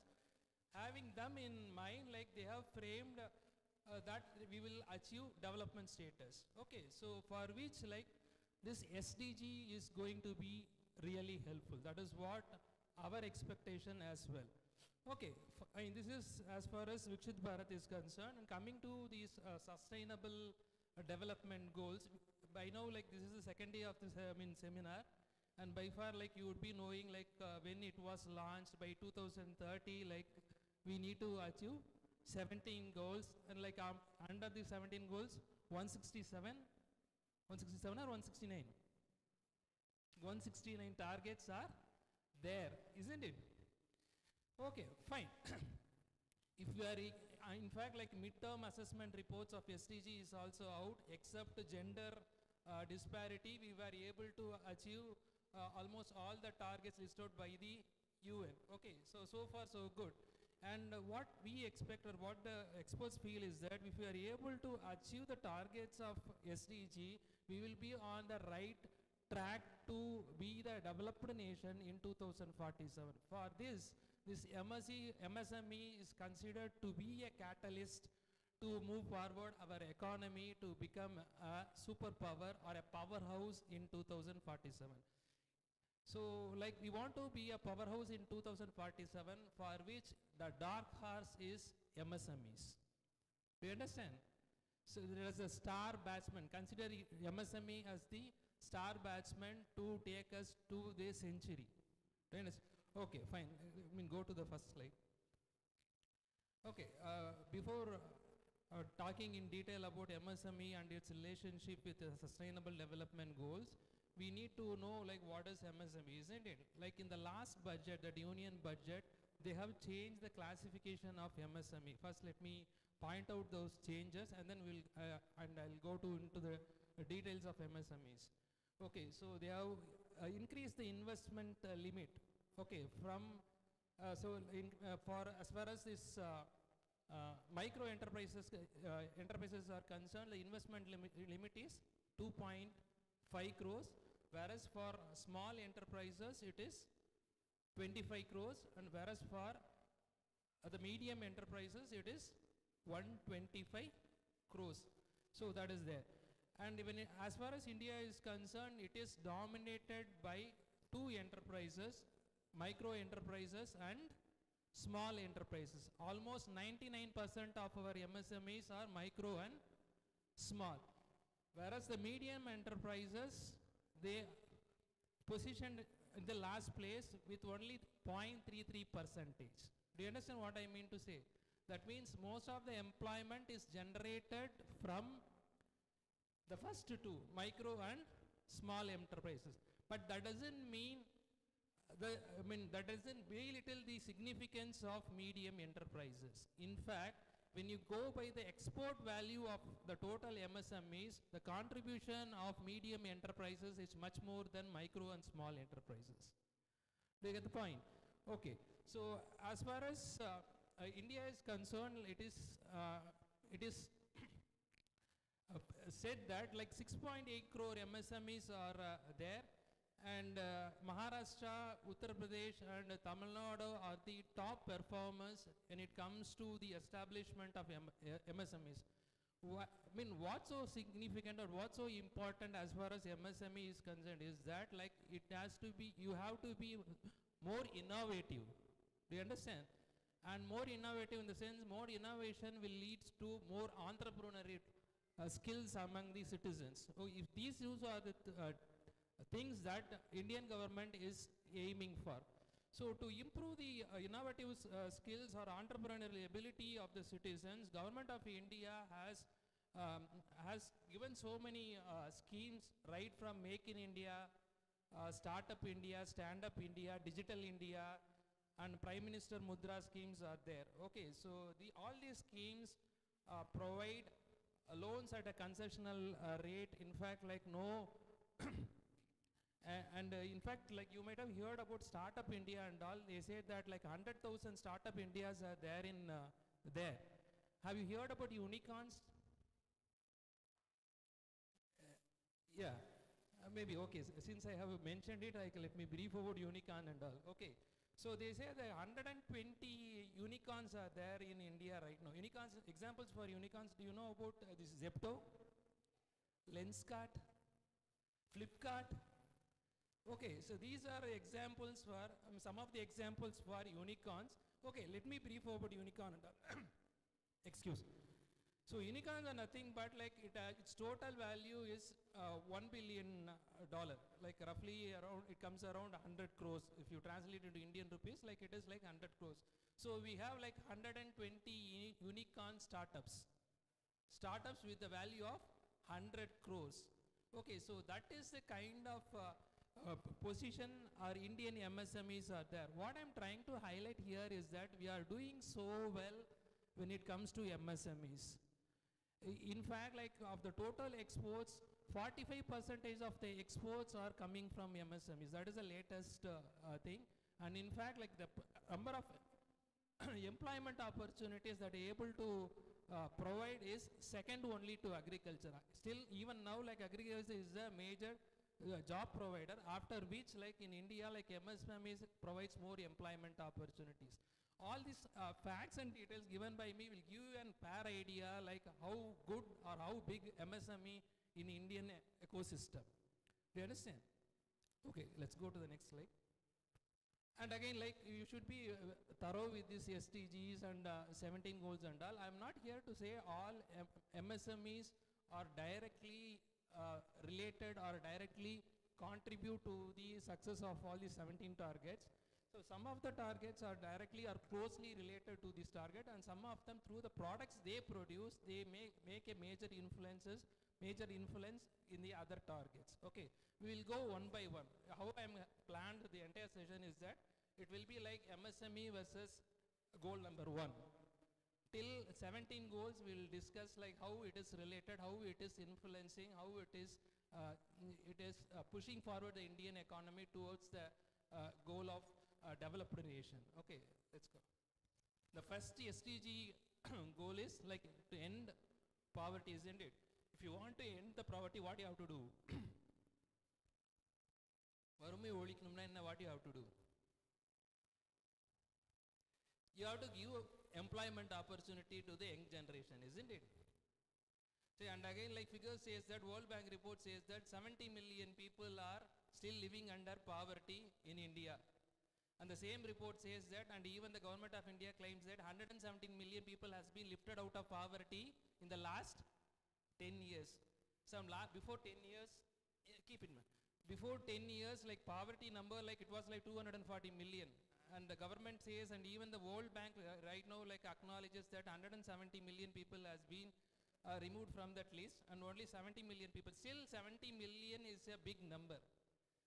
And you need, if you want to give employment opportunity, like which is the best destination, which is going to be the go to to sort out this whole problem is MSME, because it is said that like MSME is able to produce 110 million jobs per year.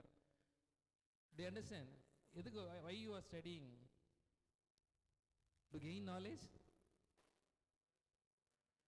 Employment, isn't it? some gainful employment you want to have. Okay, it's not that every government can give employment to everybody. So that's why, like through this MSME, they want to introduce the culture of entrepreneurship. Either you become an entrepreneur or like you get employed. You understand? That is the whole idea. And what I'm trying to tell is that to bring this 70 million people, like the best alternative will be MSME because it provides more employment opportunity. In that way, like it will be able to reduce the poverty level in India. Next.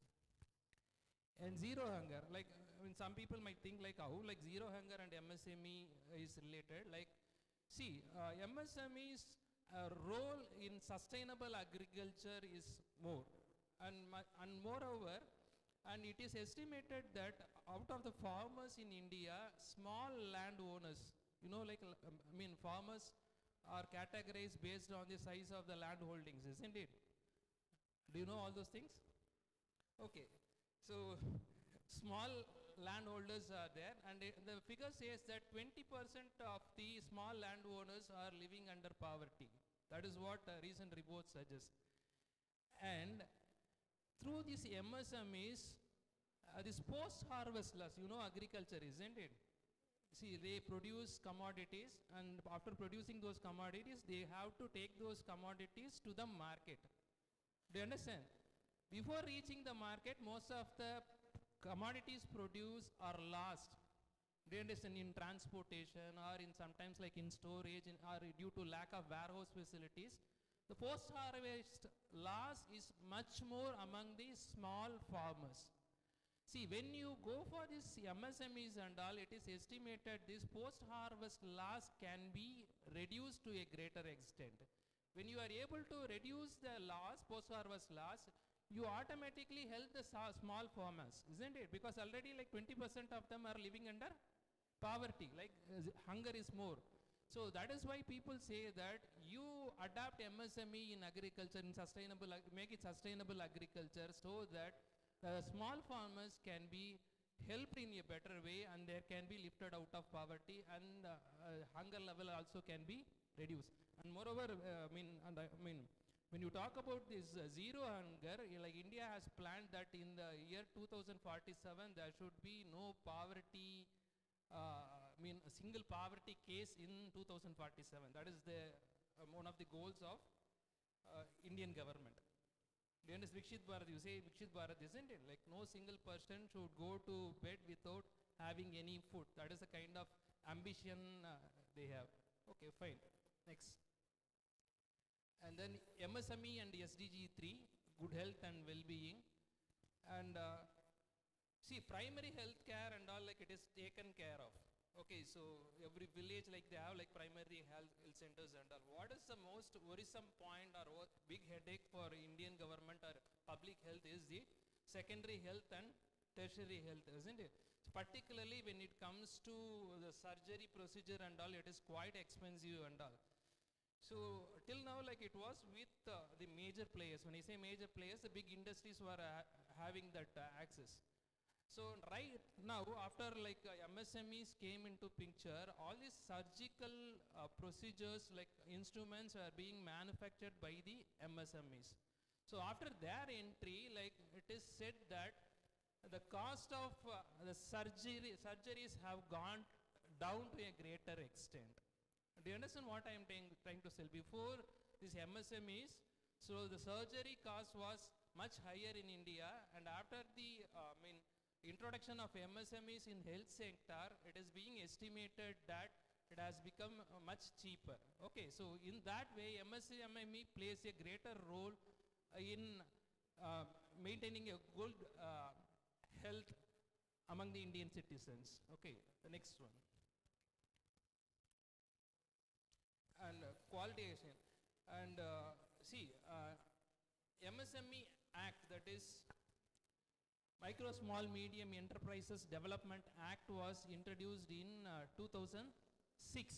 Okay, and many of you might be wondering what is relationship between MSMEs and education and all. Actually, like educational institutions like schools and training institutions can come under MSME. provided they adhere to the rules and regulations of the MSMEs. People always think when I say MSME, they think about units, enterprises, manufacturing sectors. But actually, even educational institutions can come under MSME. Okay, so if you are in third year or in the post-graduation, you will have internship or apprentice training, isn't it? Definitely you should be having internship. What you will do for internship? You go for some company and work there for 2 weeks or a month and submit a report to your department, isn't it? Why you are doing that?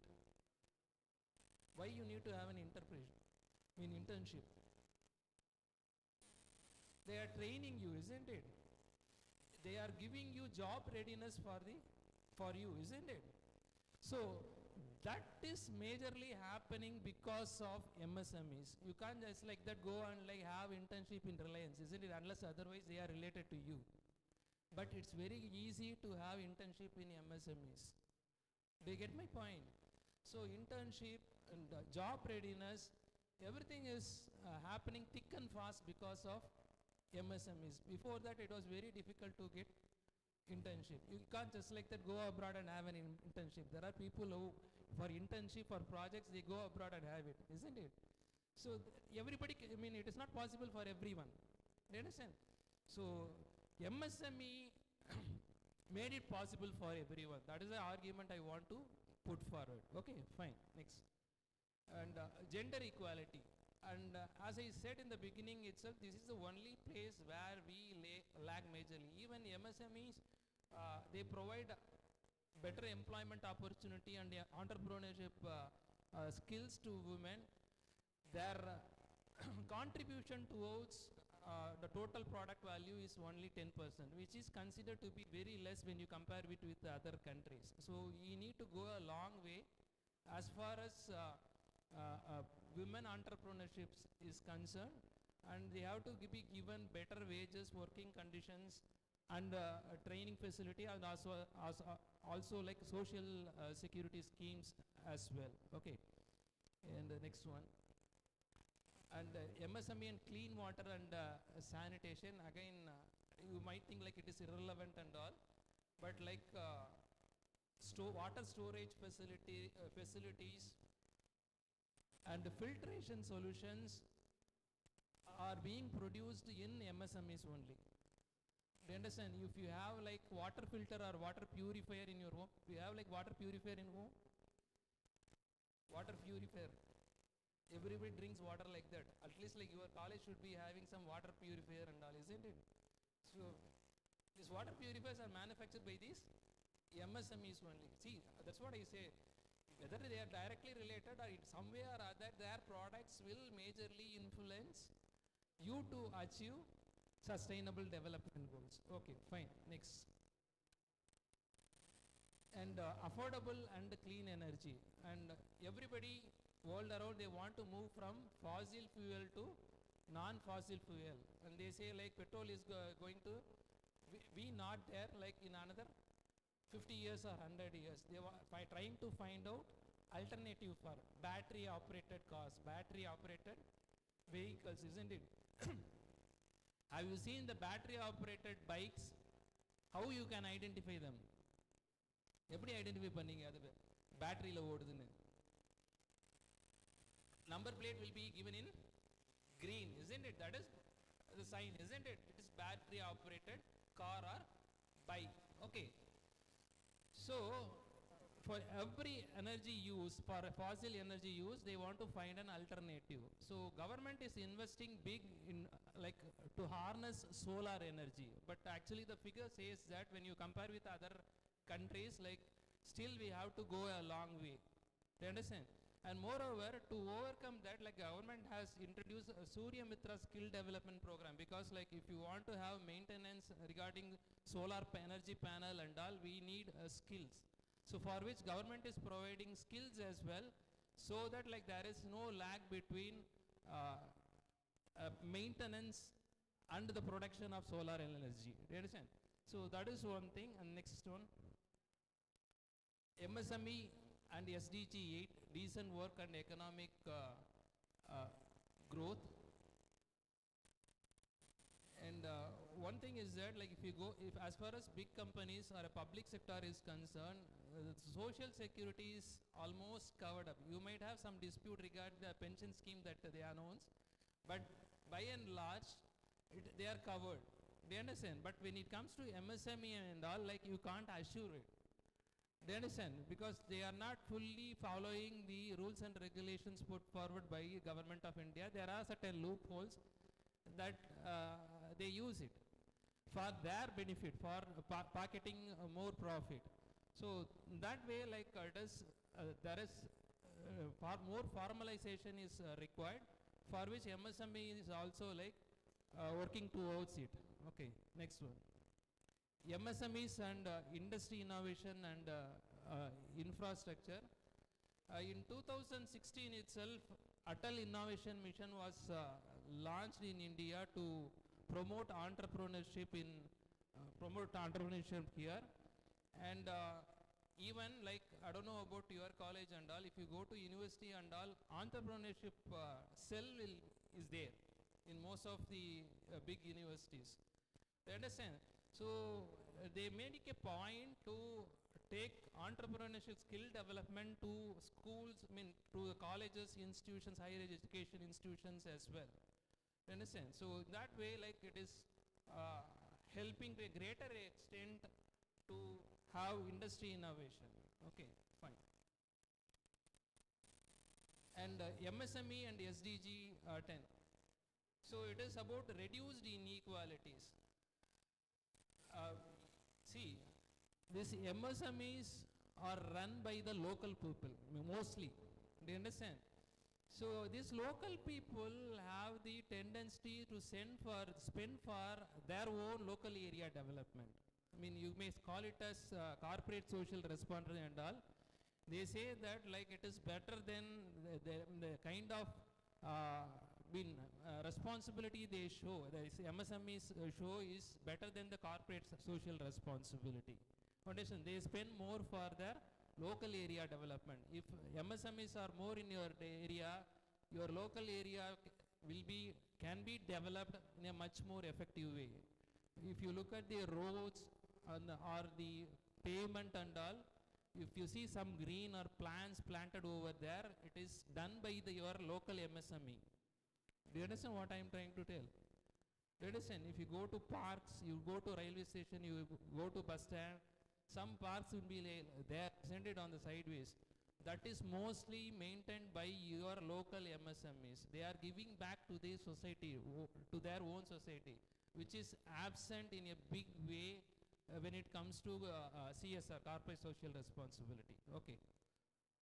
And the next one. MSMEs and sustainable cities and communities, and again like it is estimated that 120,000 tons or waste are being generated daily in India. Okay, out of which 50% is wet waste, organic waste, and moreover, like I have read somewhere else, like of this total waste, like 60% allowed is collected, 40% is left in that place itself. It is not being collected properly.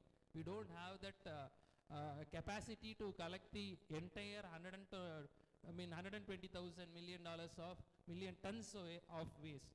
So to fill this gap, to fill this leftovers, to fill these landfills left, like MSMEs can play a big role. Okay, you might have heard, I don't know about like Tirupattur and all, like if you come to Chennai, like there are places like previously Exnora was there. Do you understand? So after like Exnora when left the place, like it is left in lurch, like there is nobody like there to take up that task. It is left with the government, and if MSME comes in place, like things can be handled in a better way. Okay, MSME and SDG 12, and it is about responsible consumption and production.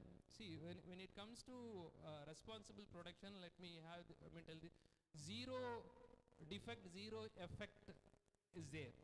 I don't know about you, have you heard about Z certification and all? It is mostly with MSMEs. What is zero defect, zero effect? Have you ever heard about Z? So when you produce a commodity, there should not be any waste. When you produce for the first time, should be perfect. Or if you buy a mobile, okay, after buying the mobile, if you see some line running across your screen, what you will do? You are like investing 10,000 or 15,000 like in buying a mobile.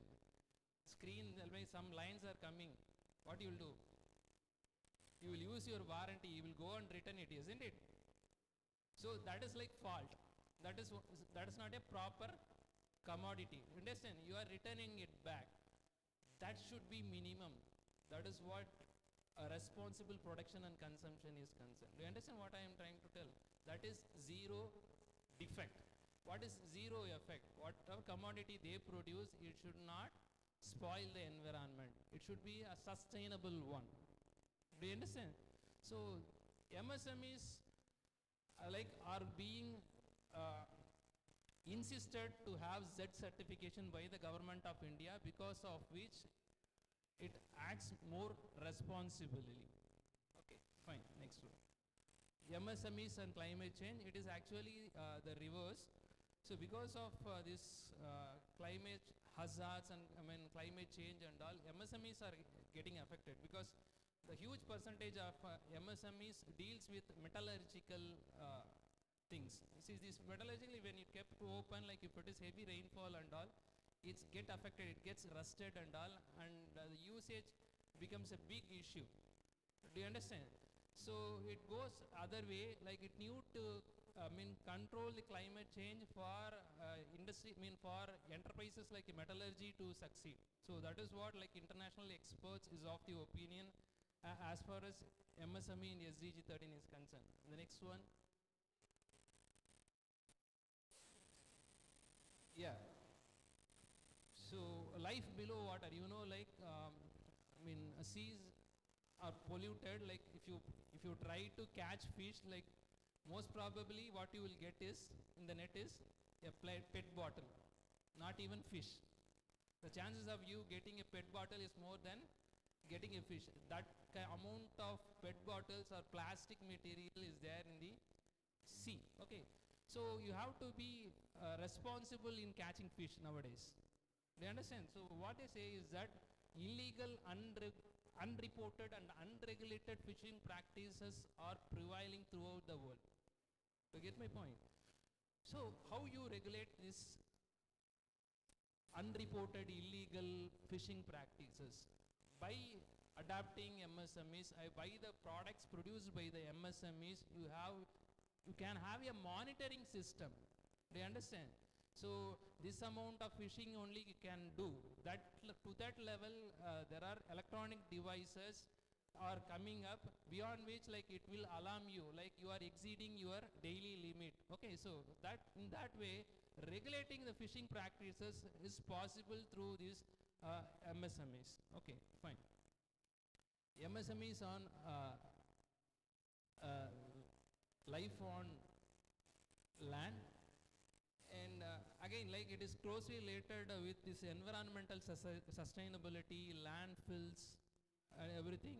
And let's go on to move on to the next slide. MSME and SDG 6: peace, justice, and strong institutions. We are in a space. We are in a times of questioning about the peace institutions and all. If you take the case of Gaza, you know what is happening in Gaza, the issue between Palestine, Jerusalem and all, isn't it? So even the UN says that like stop the war, we want to give aid to the dying children and all. They are not listening, isn't it? They are simply like getting into the field and killing children and all. Do you understand? So no value for even UN peacekeeping force. And there is a like huge genocide is going on. Like nobody is able to stop. And again, like Trump is openly like blackmailing, or what to say that, isn't it? Like he wants to take over Greenland from Denmark because of its mineral sources, and actually like he has taken over Venezuela for its oil sources and all. And where is what is doing this UN peace force or like any other agencies? What I'm trying to say is that like we are in a tricky situation again, but having said that, how this MSME will come into the place and do the job of international peace institution and all, you might ask. But student exchange programs through MSMEs are happening like throughout across the globe, and one in a small way, like it can't be compared with UN peacekeeping force or any other international agency and all, but again in a small way, in its own way, like it is doing its bit to promote peace, justice, and strong institutions. Okay, fine. And MSMEs and SDG 17 partnership for the goal. And again, like recently, like World Bank has signed an agreement with India, like, and it has provided like $500 million credit to SIDBI for technical assistance and capacity building. So it is happening. And the next one, so in this way, like MSMEs make sure sustainable development is happening in India. Do you understand? So I will go to the extent of saying, out of all other sectors, all other areas, MSME is the most significant factor in helping us to achieve sustainable development. Do you understand? I mean, it can be anything. Like I'm not talking about environmental sustainability as well. I'm talking about social sustainability, economic sustainability and all. And I mean, like experts know right here, I mean, knowing like what I'm trying to highlight here, isn't it? So that is it there. And new initiatives of the Ministry of MSME, and again, like apart from this, as I said in the beginning, startup, stand-up, Mudra, Digital India, like there are number other specific MSME programs are being launched by Government of India, and some of them have been listed in that slides. Prominently like beekeeping industry, agarbatti production, coir industry, and there have been schemes for regeneration of traditional industries are there, and again, like in between I was talking about Z certification and all. See, these are some of the initiatives taken by the Government of India to develop to strengthen MSMEs in a great way. So next slide. And what other things can be done? Okay, some of the suggestions is like rather than giving financial incentives alone, like maybe like we can think about providing non-financial incentives, like providing, if some MSME are doing a greater service to sustainable practices, like they can be given award, there can be given some kind of prominent role in policy making, and that kind of initiatives, that kind of measures can be taken by the government. And again, like circular economy, and I think like in one of the previous session they would have talked about circular and economy, and it is also one best possible solution. And digital tools, you might think when you say digital tools and all, don't think in terms of laptop or mobile technology and all. Even in home, like you can use digital tools to measure the energy use up. Do you understand? You might have AC. Why in your home, your parents are saying don't use AC and all. Fan, it's okay. For us, like even my parents, like they used to ask me to stop fan. Why it is unnecessarily running and all. When I go to bathroom and all, they will say like switch off the fan and go to bathroom. And that is the kind of upbringing like I had. But nowadays we say to our kids and all, like stop the AC. Why it is like unnecessarily running and all. Why? Energy consumption is more, isn't it? That we know by practice because we pay the bill, isn't it? We very well know. No, for which like appliances are there. No, literally appliances are there. Like even for homes, like there are like software and hardware like tools are coming. In MSMEs, like if you use those digital tools and all, like you can monitor the energy use. Like whichever appliance is using more energy, you can reduce its usage. So that is a kind of argument like put forward by the engineers and all. Even though it is like kind of like engineering thing, like but still it is worth to include under our discussions and deliberations. And government alone cannot make changes. Do you understand? It's everybody's role and responsibility. Like every stakeholder like has to come together to make our environmental more sustainable, our economy more sustainable, our society, our social responsibility. So So this is the things that are being advocated through MSMEs, and I'm quite confident, like if you are going to somewhere near to a developed nation, or I don't know like what is will happen in 2047, but the role of MSME will be a bigger one. Yeah, with these few words, like let me conclude my presentation on MSMEs and sustainable development. If you have any doubts, like you can ask me, I'll be happy to answer you. Thank you, sir.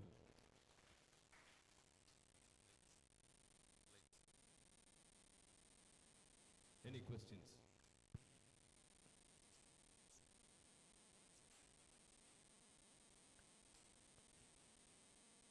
Feel free to ask. தமிழ்லையும் நீங்கள் கேட்கலாம். Sir இவ்வளோ நேரம் MSME பற்றி சொன்னாங்க இல்லையா, உங்களுக்கு ஏதாவது தெரிஞ்சுக்கணும், இல்லை புரியல, இல்லை வேறு ஏதாவது suggestion, even the foreign students, you are most welcome to raise your questions. Yes, Lombe, you have any question? Yes, sir.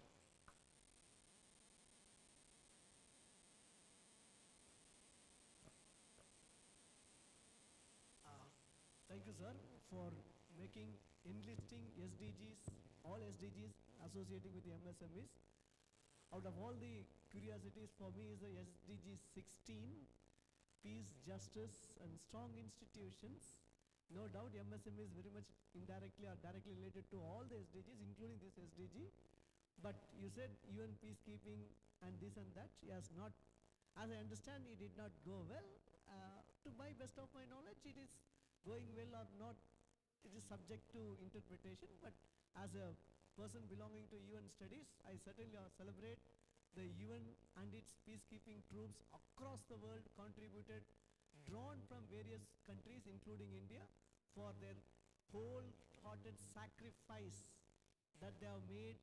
Thousands and thousands of soldiers drawn from various countries even lose their life because of the nature of job that they do. But however, stronger institutions, yes, that is domestic and also international, like society, stability, and so on and so forth. But as I said, UN has a very interesting paper on MSMEs, that particular global MSMEs, particularly to achieve 2030 goals. I'm sure you must have referred that because your statistics from that institute. But with regarding peace and stability, it's very, very important. And UN has made, still continues to make wonderful contribution, as I understand. Thank you. Yeah. Okay. See, it's not only like UN peace for keeping post. We have our own institution and all. You know about RTA, isn't it? What is RTA, ma? What is RTA? RTA, Right to Information Act. That is like one classic example for having strong institution. Before that, nobody knows like what is there happening in the government side. But now, like you put an RTA, like you are able to get answer. Whether they are giving the correct answer or the expected answer, that is, let me not go into all those things. But we do have our own strong institutions. But the yesteryear UN peacekeeping force was so good. I'm talking about the present scenario. And one way or other, they fail to do the duty. That is my personal opinion. But see, if this is not genocide, what is genocide? That is my question. What is happening in Gaza is genocide. Okay, so I'll put it like point blank, like UN failed to do any justice. The objective listed in the UN Charter like says that like it will maintain peace across the globe through its peacekeeping force. What action did UN was able to do? I mean, let us have this discussion like outside this seminar.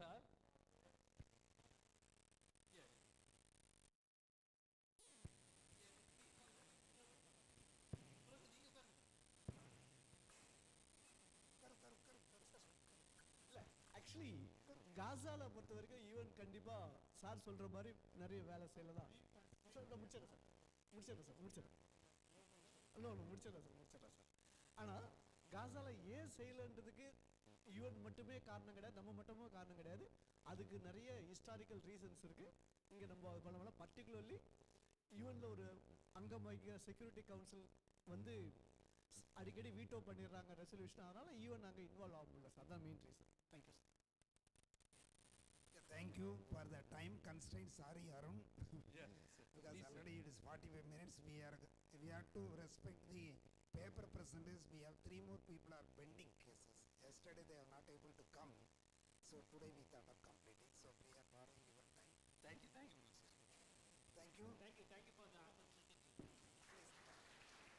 Thank you, Dr. Arun sir. Now we are moving to the next, the last technical session for the paper presentation. May I now invite Dr. V. Mohanasundar sir to chair this particular session.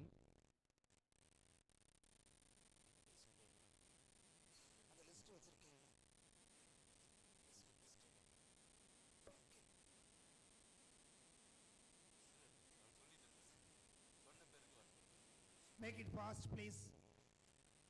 So we have 3 papers to be presented. I request the presenters to take 4 minutes and 1 minute for the discussion. So totally 5 minutes.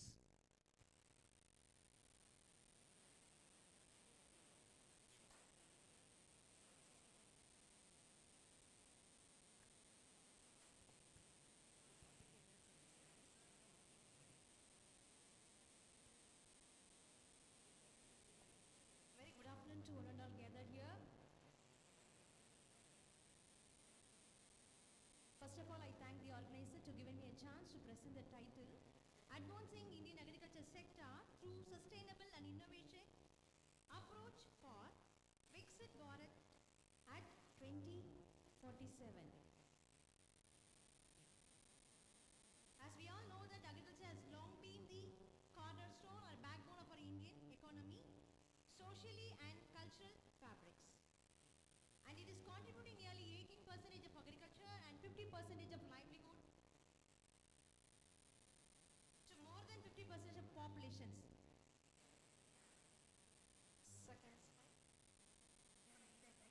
Okay, Indian agriculture remains a fundamental to Indian identity and prosperity contributions is nearly 18% and in 50% of livelihood. And this, as we approach of this 2047, the century of independence, transforming agriculture into the modern, resilient and sustainable ecosystem becomes essential for realizing the vision of Viksit Bharat. Next we see about the current challenges contributing the crisis were structural and environmental barriers were land fragmentation, resource depletions, monsoon dependence and climate changes. Next, for this, the sustainability imperatives has to be taken where the sustainable agriculture focus on long-term ecological balancing while enhancing their productivity. For this practice, we must use the resources properly and efficiently and improve soil health and using of chemicals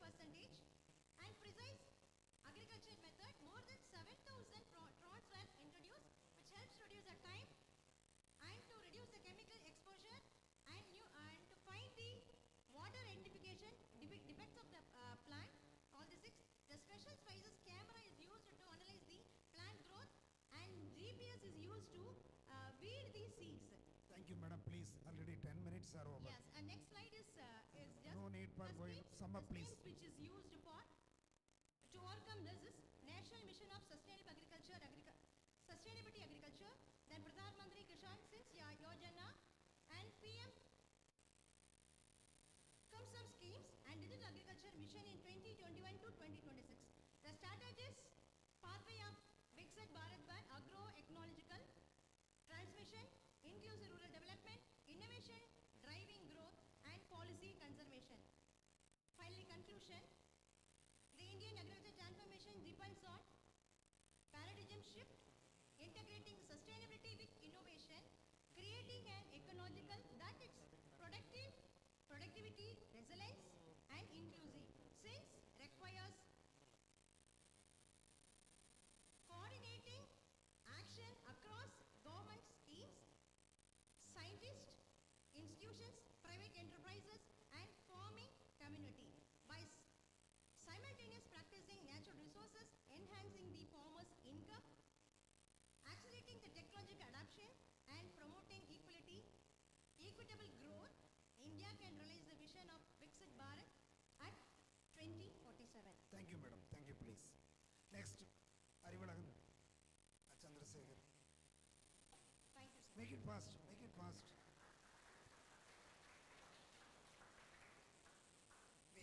We have to go for lunch. Then we have the valediction at 2 o'clock. So we are running short of time.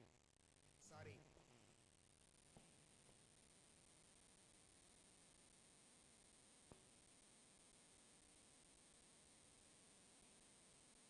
Good afternoon to one present here. Myself, Dr. C. Chandrasekhar, co-authored with Dr. A. Selvaraj, Assistant Professor of Economics, Department of Business Administration, Sacred Heart College. So, myself and on behalf of Selvaraj, I am going to present my papers. We are working on short-run and long-run relation between India's agricultural growth and foreign direct investment and economic analysis. Agriculture as a what about PPT? PPT இல்லையா? சரி, make it fast. Agriculture as a backbone for rural livelihood, and especially it provides food for rural livelihood. The literature found that there is a strong relationship between FDI and agriculture growth. The need of our is to examine whether there is a short-run or a long-run relation between the FDI and agriculture growth. So, since there is a debate that there is no relation in the FDI and economic growth, but the theories supported endogenous growth, the dependence theory supported that to establish the relation between FDI and agricultural growth. So, based on the theories, the study purpose, we framed an econometric model. So, agriculture growth, GDP growth as a dependent variable, and rural infrastructure, export, trade openness as an independent variable. And we are collected 47 articles. Out of 47 articles, 25 were incorporated in our paper. These 25 is not insisted that they are trying to find out the short-term relationship, but few have found that they analyze about the long run, but there is a lack in establishing the relation between causality of FDI and agriculture GDP growth. So, yeah, the gap, we are trying to fill this gap through our analysis. Our objective of the paper is to examine the impact of foreign direct investment inflow on agriculture GDP growth, and to analyze the short-run and long-run relation between the FDI and agriculture export and productivity, to test the causality between FDI and agriculture growth. Based on our objectives, the study framed a null hypothesis. There is negative relation between FDI and agriculture growth, and there is no bilateral causality between FDI and agriculture growth. So result, what is the result? Yes, and the result found that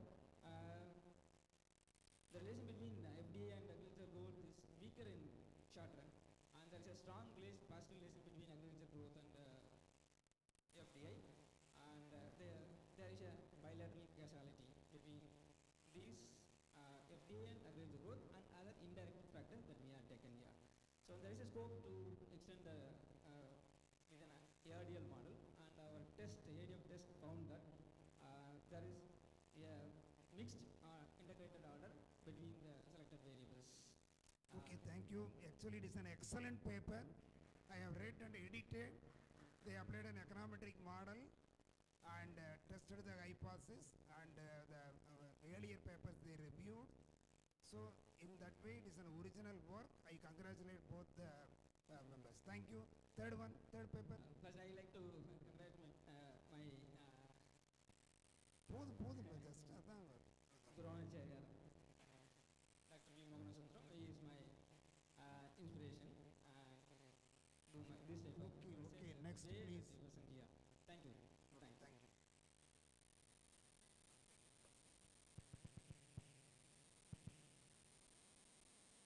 Yes, good afternoon, ladies and gentlemen. Myself, Janardana Murthy. I am from 2nd UG. First, I will thank the College Management and Department of Economics, Research and PG for providing me this opportunity. It's personal with Jacob sir, Xavier sir, and Ramesh sir. Okay, moving on to the topic. The topic is Viskit Bharat at 2047, business startup to direct selling industry as a student, as we all are student. A special reference to the Vestige Marketing Private Limited. Okay, next slide. Okay, with a brief introduction, India envisages becoming a nation by 2047. From 1947 to 2047, 100 years of this century. What individually as a student we can do? Everyone. The sir was speaking about WHO. Okay, we are organizing, we are doing something. But as a students, what we can do? That is the direct selling, DSI. Of course, the future depends on the direct selling only. With a brief introduction, we will move on to the next slide. Why direct selling is essential? It generates self-empowerment, because when we grow in a future world towards our kids, our future generation, we have to be in a place of not in a job seeker, we have to be a job provider. We provide our individual jobs to our own self. As a student, if we become earning monthly at 30K at the initial stage, just imagine, not for a bad sake, after completing of all PhD, even our many staff members are earning just 16 or 17K in personal. But just imagine a stat of saying a statistics that during a study of period time, you will earn up to a minimum of amount in thousands. It will be essential for your studies. Before previous slide, Innovations Alliance of Startup India, that is a program held during 2016 by our central government, and Skill India, that is for 2015, and Hanmir Bharat. These three programs of 2020, all these three were explaining about just the startup ideas, which the central government and the state government implements.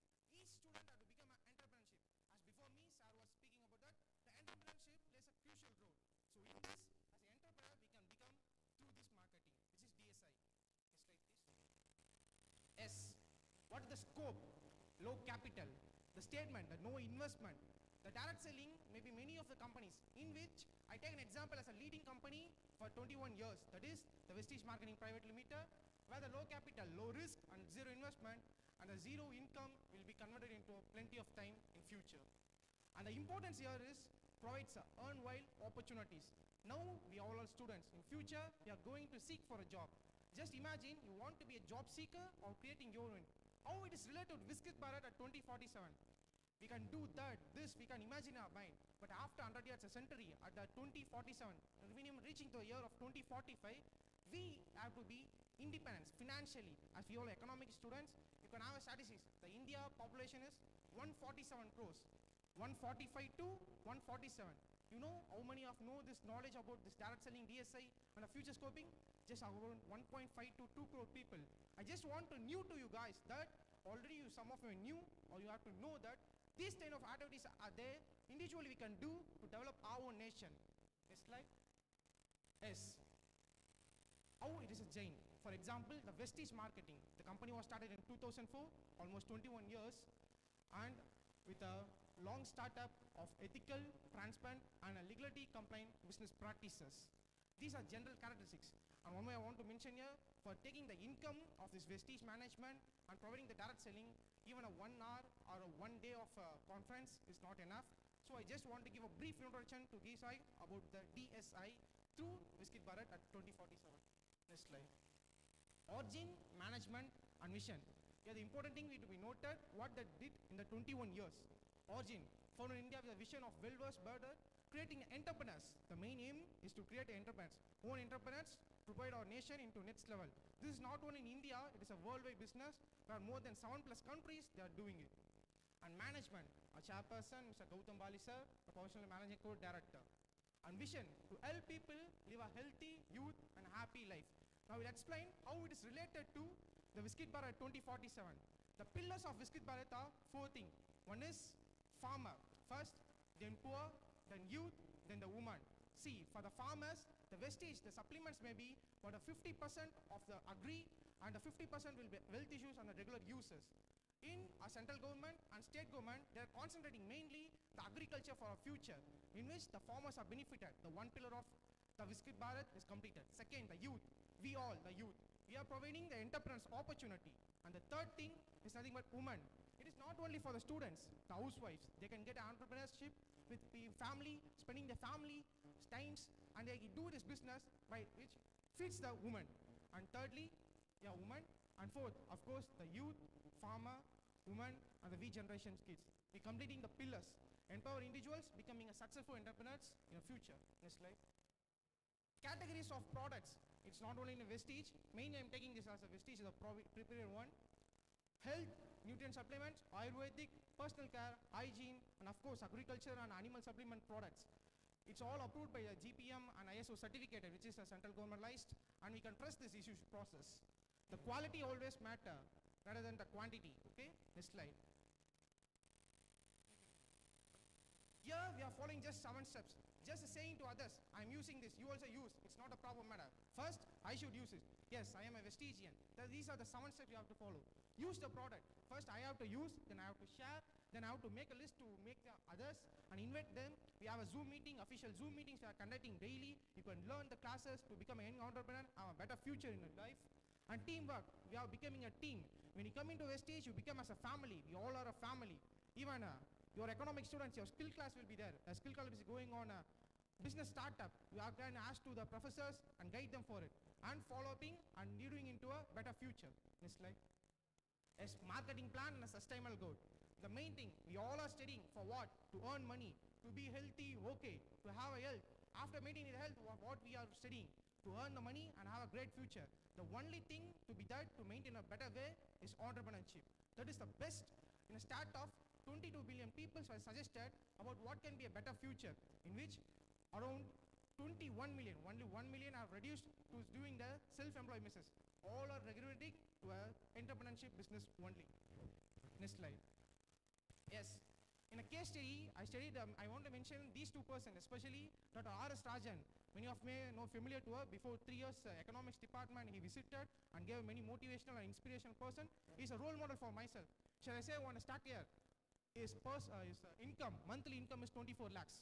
Yes, it's not only in lakh, up to crores you can earn through Vestige marketing. That is only thing is DSI, direct selling industry. The only thing you can earn in lakhs and crores to develop our nation, you personally, is through only direct selling. And Mr. Saravanan, he is also earning in lakhs. As a college student, you can join, you can use, and you can become successful and independent, financially independent in the future. Next slide. Recommendation to government. Yes, you can have a college curriculum. We all are a college student. It is a young age with a boost of stamina.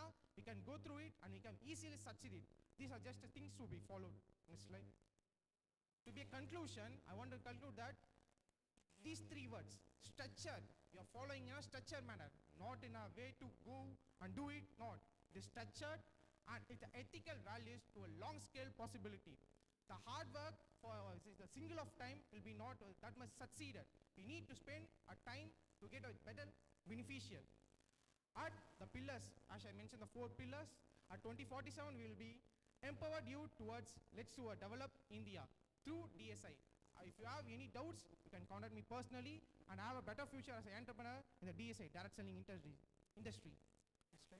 Yes, finally, as a Vestigian, I want to wish you all wealth and I thank everyone. Thank you. Thank you. Where is the photographer?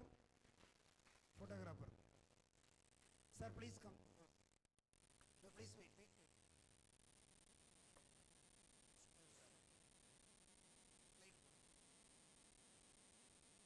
We are very happy from second UG microbiology of this college.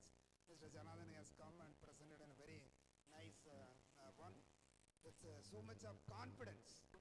One of the Vestigians. We are very happy. Congratulations. Do well. You can also be successful. Please continue.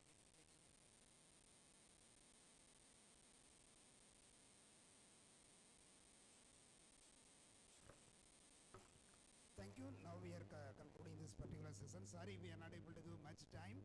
Only 2 points. The first presentation by Madam Yasoda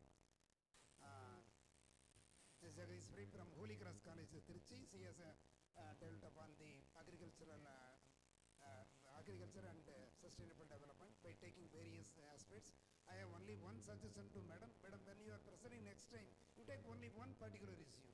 For example, regenerative agriculture. Very few people are working on it. So only one aspect. Don't bring so many aspects and people will learn. So suppose you are taking only one particular aspect and working on it, you are providing data, I think that will be more attractive. That is the one, my humble submission as a suggestion to you. Second suggestion to Chandrasekhar, without PPT it won't go because you have applied a very good model, very good econometric model that should be there. And the third one is our, is also Janardhan, full name? Janardhan Murthy, super presentation. He is an example for a young entrepreneur, and while studying itself he has become an entrepreneur, so we can become better. Thank you for all your support. I will hand over to our Stanley. Thank you, sir. So now it's time for lunch. So the invitees and the resource person, you can just move on to the lunch. Our volunteers will help you. The other students from other department, you can just go and have your lunch and come back here. So by exactly 2 o'clock, we will start the valedictory session. Students of economics, you just remain back. Students of Department of Economics of the college, please remain back. The guests, and we can move to towards the lunch.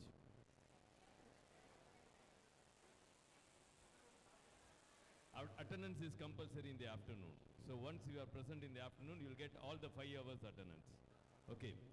So students of Sacred Heart College, Department of Economics, you just remain back. Students from